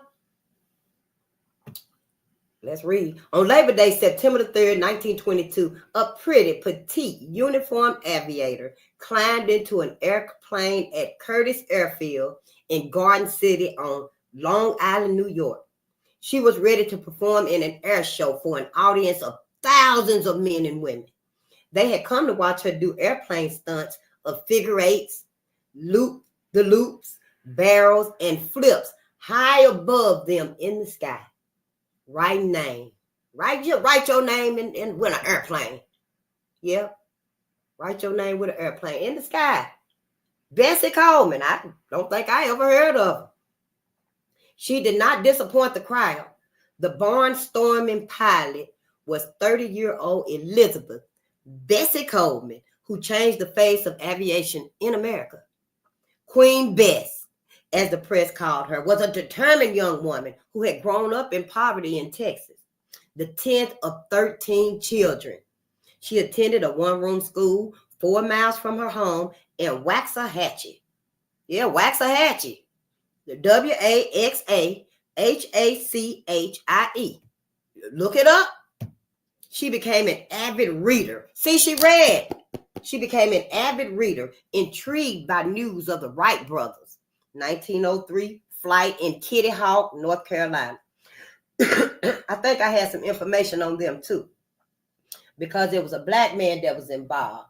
You know, yeah, that's another story. I know, right? So much truth being revealed. After years of doing laundry and picking cotton, Bessie was determined to make something better out of her life. So in 1915, when William Joseph Simmons revived the Ku Klux Klan.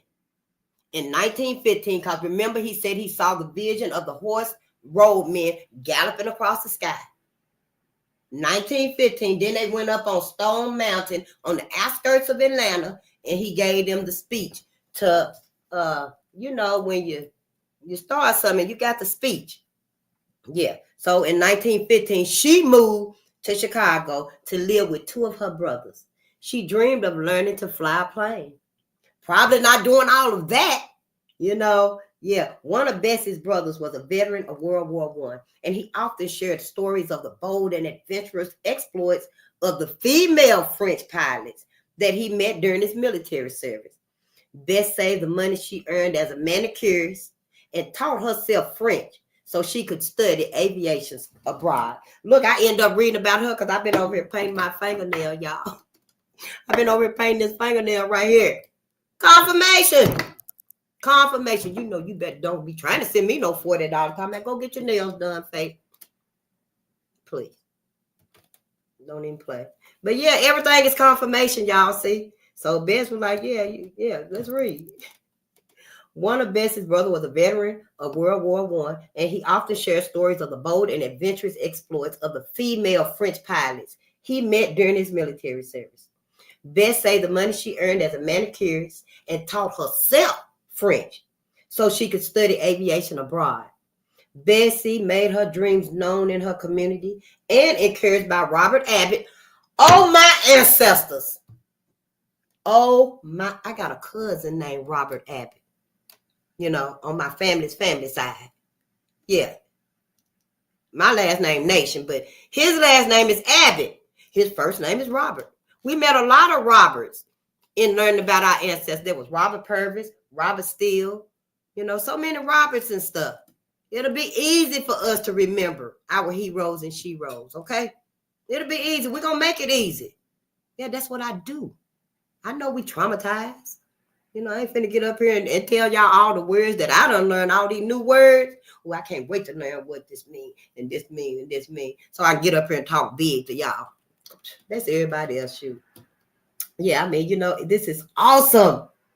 Bessie made her dreams known in her community and encouraged by Robert Abbott, the owner of the Chicago Defender newspaper. She headed to France. After completing a 7-month course, Bessie became the first woman of Black and Native heritage. See, the first of Black and Native heritage to receive an international pilot's license from a French aviation school on June the 15th, 2021. Yes, honey. Didn't Tulsa race riots happen in 21? Was it April, May?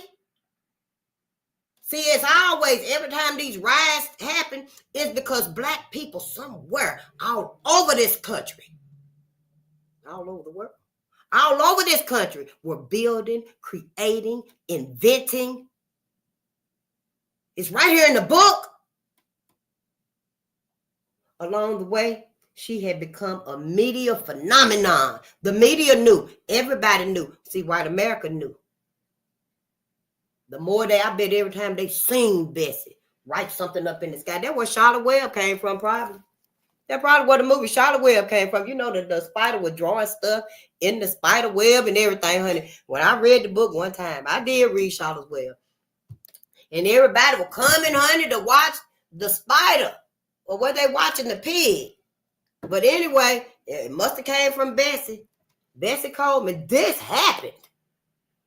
Everything we reading and learn about happened. Yes, honey. In spite of rampant racism and sexism and the inherent dangers of stunt flying, she already had enough.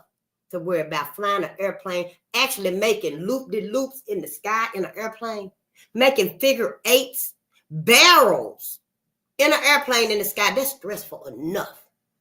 You know how Simone Biles got a gift. She know exactly where she at in her flips, in her turns. I watched one of her videos. She said she knows where she is in her flips and her turns. Honey, I have my eyes closed. I gotta close my eyes. Yeah, if I'm doing I can't even turn a cartwheel. But imagine Bessie doing it in an airplane high up in the sky, worrying about that. And then, because you don't know if a bird or whatever going to come out the way. But then you got racist white people that might have an arrow, that might have a gun. I don't know. How far up was your slingshot? I don't know. So, it was a lot of stress for us. No matter what, gift and occupation and talent we decided to pursue, that was our heart's desire. It was our divinity to reach that success, that pinnacle, that freedom, personal and financial. Yeah, it's just brilliant to me. In spite of rampant racism and sexism and the inherent dangers of stunt flying, for 5 more years, Bessie barnstormed, flew, parachuted, and she lectured about her experiences to Black and white audiences. See, we've been learning that in our ancestors and everybody's freedom, their achievement of freedom and liberation, their personal freedom, financial freedom, they did it for us, but they also included other people too. They appreciated John Brown's mindset. Our people always appreciated those that came through and said, we understand why you want to be free and we on your side. So see, a lot of our ancestors, they did, give salute and honors, and their contributions were for the use of to betterment humanity and mankind. We know, yeah. So yeah, it was white people and Black people that that she lectured to about and stuff she talked to. A brilliant self-promoter, Bessie bought a plane of her own with the dream of one day opening an aviation school for African Americans. See, it was always about us though. They never truly forgot about us. They included other people, of course. We don't want to make that little white baby feel bad because we are loving and, and nurturing our babies. They still got to be on this planet together. I prefer they be separate, but don't have babies with them, But we're not trying to hurt anyone. We're just trying to heal us. We just healing us. We healing us right now. I know it don't seem like it, but we are. It might be really, really tiny, like a mustard seed. Ain't that what y'all say? As long as you have faith of a mustard seed. It's just like that, but it's going to grow. Our healing is going to grow and it's going to spread. And we're going to be a better people. It's going to take some time, though. Bessie fell to her death from a plane 3,000 feet in the air in Jacksonville, Florida. But her incredible accomplishments against incredible odds have inspired generations of women and African Americans to pursue their dreams. I want to read her story. Who did what? How did they get to Bessie? Fell from the plane? What, was she trying to open the door and get out and climb back in? No, that ain't what happened. Somebody tampered with her seatbelt. Somebody tampered with the plane. So, yeah, I want to read it. That's what I think. So, yeah, I want to read it. I want to find out what happened to her. Nina Simone, born February the 21st, 1933 in Tryon, North Carolina. Tryon, Tryon. Yeah. And she died April the 21st, 2003 in Carry-le-Rouet, France. Yeah. It's like it's spelled Carry-Le-Rouet in France. I'm a rebel with a cause. That's what I'm a rebel with a cause. Nina Simone was a songwriter and activist dubbed the High Priestess of Soul. Her repertoire was a unique blend of jazz, blues, soul, R&B, and gospel, influenced by her training as a classical pianist. Throughout her career, Nina was celebrated as a master griot, Griot, or storyteller who hypnotized her audiences with her interpretation of lyrics and her musicianship. Her autobiography and one of her most popular albums were entitled I Put a Spell on You. That was Nina Simone. She was born Eunice Kathleen Wayman to strict but loving parents. Nina loved music and could play the piano by ear when she was only 3 years old. See, that's why we got to open their minds up. We got to, what they let us know resonates with them. They could be sitting there with anything, making a little beat, and we stop that noise. No, give them a pot and give them a pot and pan. Give them a big pot, a little pot, a tiny pot, and a bowl. So when they hit on it, it's going to make different sounds. And see, that right there is going to stimulate whatever caused them to. It ain't just music. We got to stop thinking like that.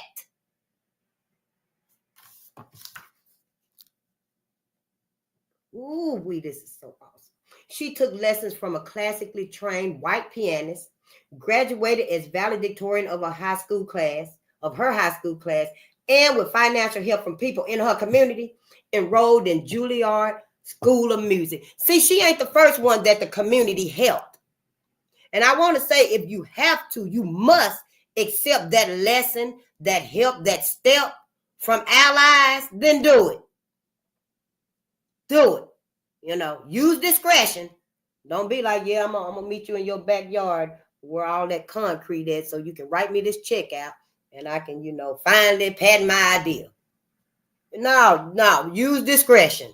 Okay. Yeah, well, first I'm gonna write you this check out and you can patent your inventions and you can open that school. Just meet me here at this mossy, grassy land at the edge of town. Can you come late as you can so no one will know? Come around 12 midnight. Just use discretion. That's all I'm saying. But the community especially, the community stepped up and helped us.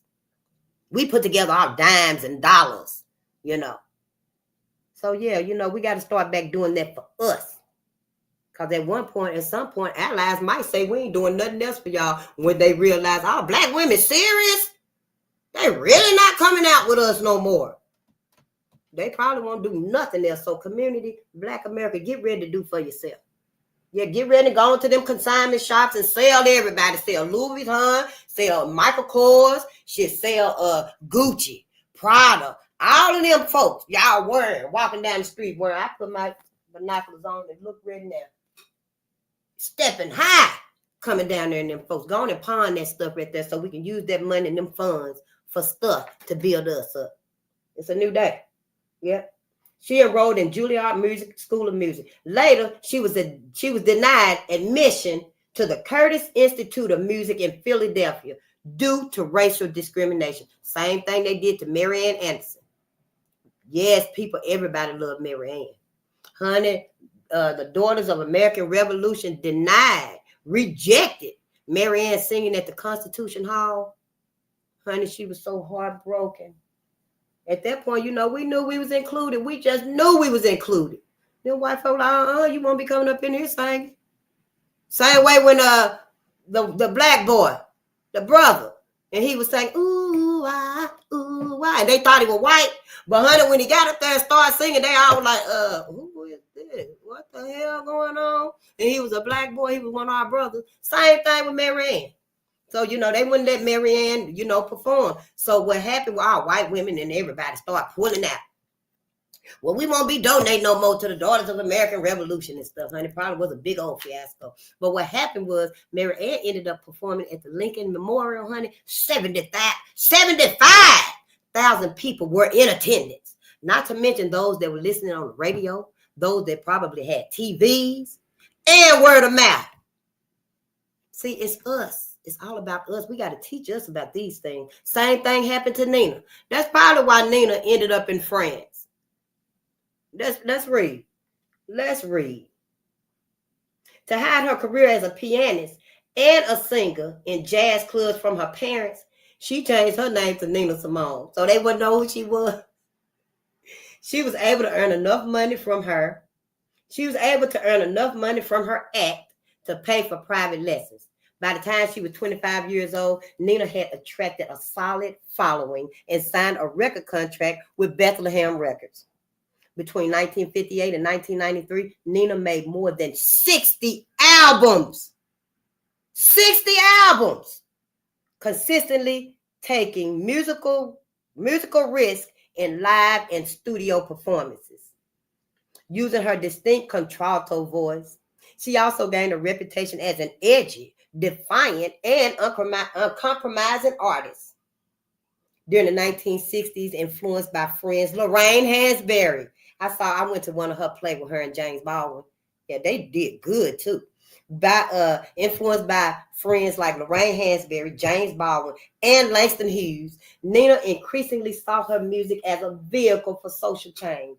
Compositions such as I Wish I Knew How It Would Feel to Be Free, For Women, and to be young, gifted, and Black reflected this commitment to be young, gifted, and Black. That song, Nina Simone. Nina lived abroad for much of her life after the 1970s. When I was born in 72, she was already gone. She was living in France. She didn't want to even come back to America again. In and out if she did come. Yeah, that's what America do. Disillusioned with being underappreciated as a musician in the United States. That's why she lived abroad. She hardly ever came back. Following her death in France, Nina's birthplace was designated a national treasure by the National Trust for Historic Preservation in 2018. Why it take so long? Why it take so long after they done died? Why? Anti-life is all a charade. They can't wait to tear that down. Like Trump said, he finna tear down all of the statues. You know, they tore down all of the Confederate statues and started putting up heroes that actually overcame the racial barriers and stuff at that time. Well, I guess he talking about taking them down and putting them back up like Robert E. Lee. Oh, I got like 3 pages of statues of Robert E. Lee all over the country. Oh, I can't wait to find it. Might find it right out the blue, but I'll find it. She was posthumously inducted into the Rock and Roll Hall of Fame. I was just saying, why it take so long? And that's Nina Simone. Look at her. Look at Nina. This book is so, look at it. It is so beautiful and colorful. Oh, your baby's going to love it when you get these books. And this right here, the last one, y'all, for real. For real. This is the last one, okay? Ida B. Wells. Barnett. Ida Barnett Wells. Yeah, Ida B. Wells. Born July the 16th in 1862 in Holly Springs, Mississippi. Yeah, I think that's Mississippi or is it Missouri? You got to get your History Channel. Shoot. She died March the 25th in 1931 in Chicago, Illinois. You know you know Ida when she came from her trip and she was in Memphis, Tennessee, and they had lynched 3 of her friends, her male friends, our brothers. And she was mad about it and stuff. And she was down in the town square going off, letting them know who the hell did it. She was condemning it. And all the black people saying, come on, Ida, we got to go. Them folks is looking. Look, Ida, they up there watching you. Oh, Ida, they done left the window. They coming. And I don't give a damn who's coming. I'm finna find out who did it. I'm finna condemn it. And I'm telling everybody. You know, people were like really terrified and stuff. But she left with everybody because they got Ida, please come on. They're going to kill all of us.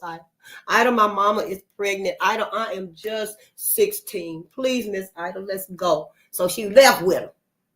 She left. The white folks couldn't find her, but they started chasing her, though. You know they chased her, looking for her. But honey, Ida went to Chicago and started her newspaper.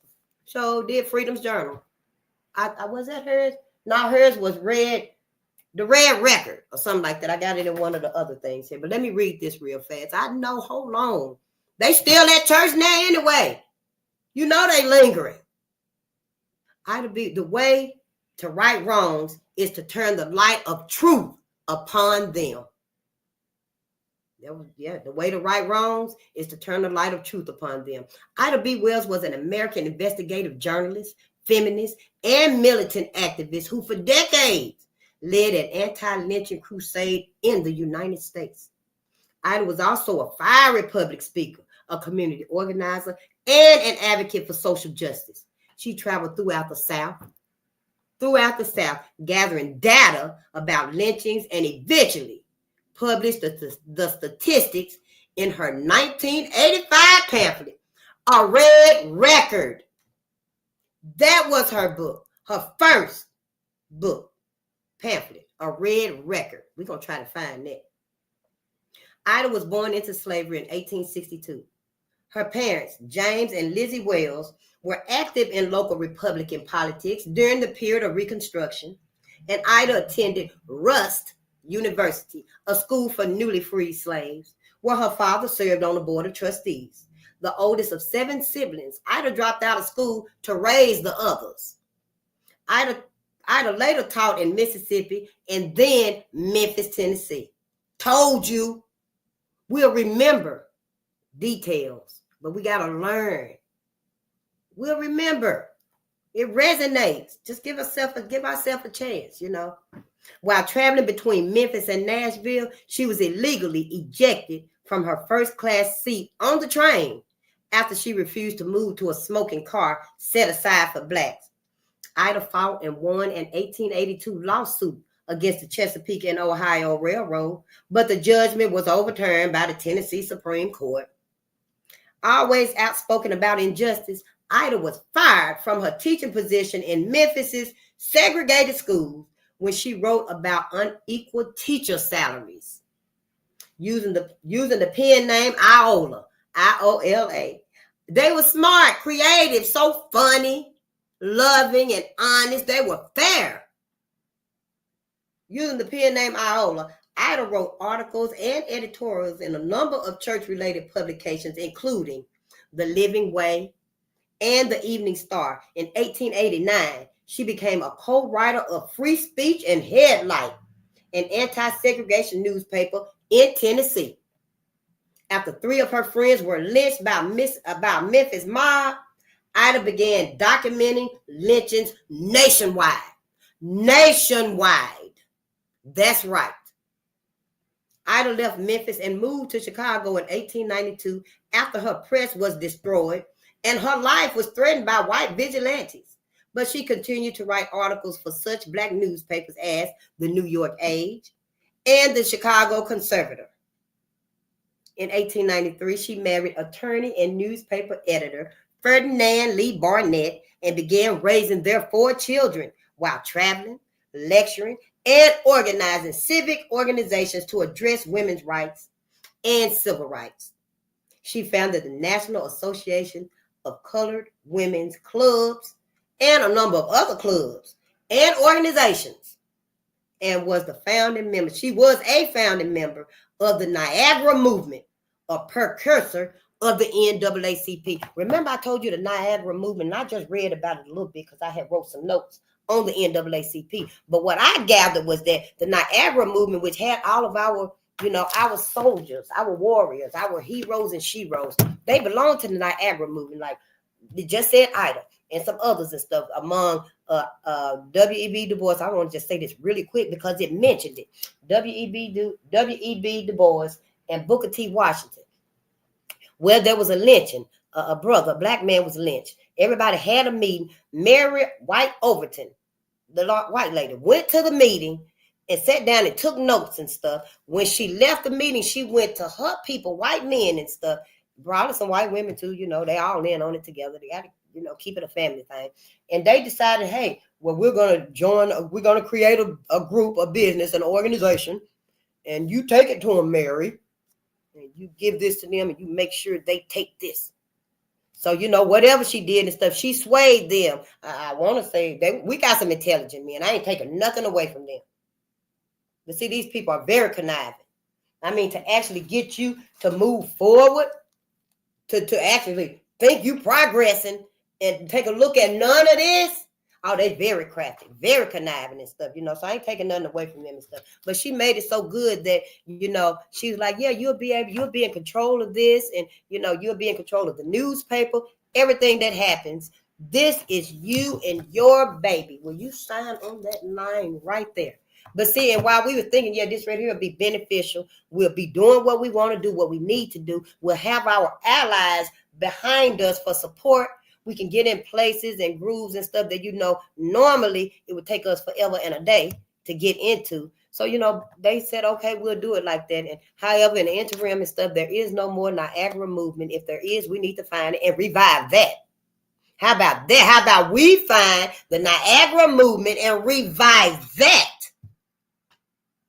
Because, it just said that the NAACP, it wasn't even hot. And next we'll start with Barbara Jordan. Justice of right is always to take precedence over might. See, being right got to take precedence over might. Yeah, look at her. Ain't she beautiful? This is us. Let me read the back of it. Harriet Tubman guided the way. Rosa Parks sat for equality. Aretha Franklin sang from the soul. Serena Williams bested the competition. Michelle Obama transformed the White House. Black women everywhere have changed the world. And then it says, published in collaboration with curators from Smithsonian's National Museum of African American History and Culture, this illustrated biography compilation captures the iconic moments of more than 50 African American women whose heroism and bravery rewrote the American story for the better. It's always for the betterment of us and America, humanity, the world. See, there is no selfishness when it comes to us building and looking out for our well-being, our welfare, and our sanity. We even share that, which we won't be doing anymore. They were fearless. They were bold. They were game changers. And so we are. I love y'all. And I better get out of here and let y'all go. Enjoy your beautiful day. And I love the babies and stuff. Oh, Lurk Squad, get out of here and stuff. Honey, please go to another place. You is not even welcome here talking like that. But I'll see y'all when I see you again tonight at midnight. Yeah.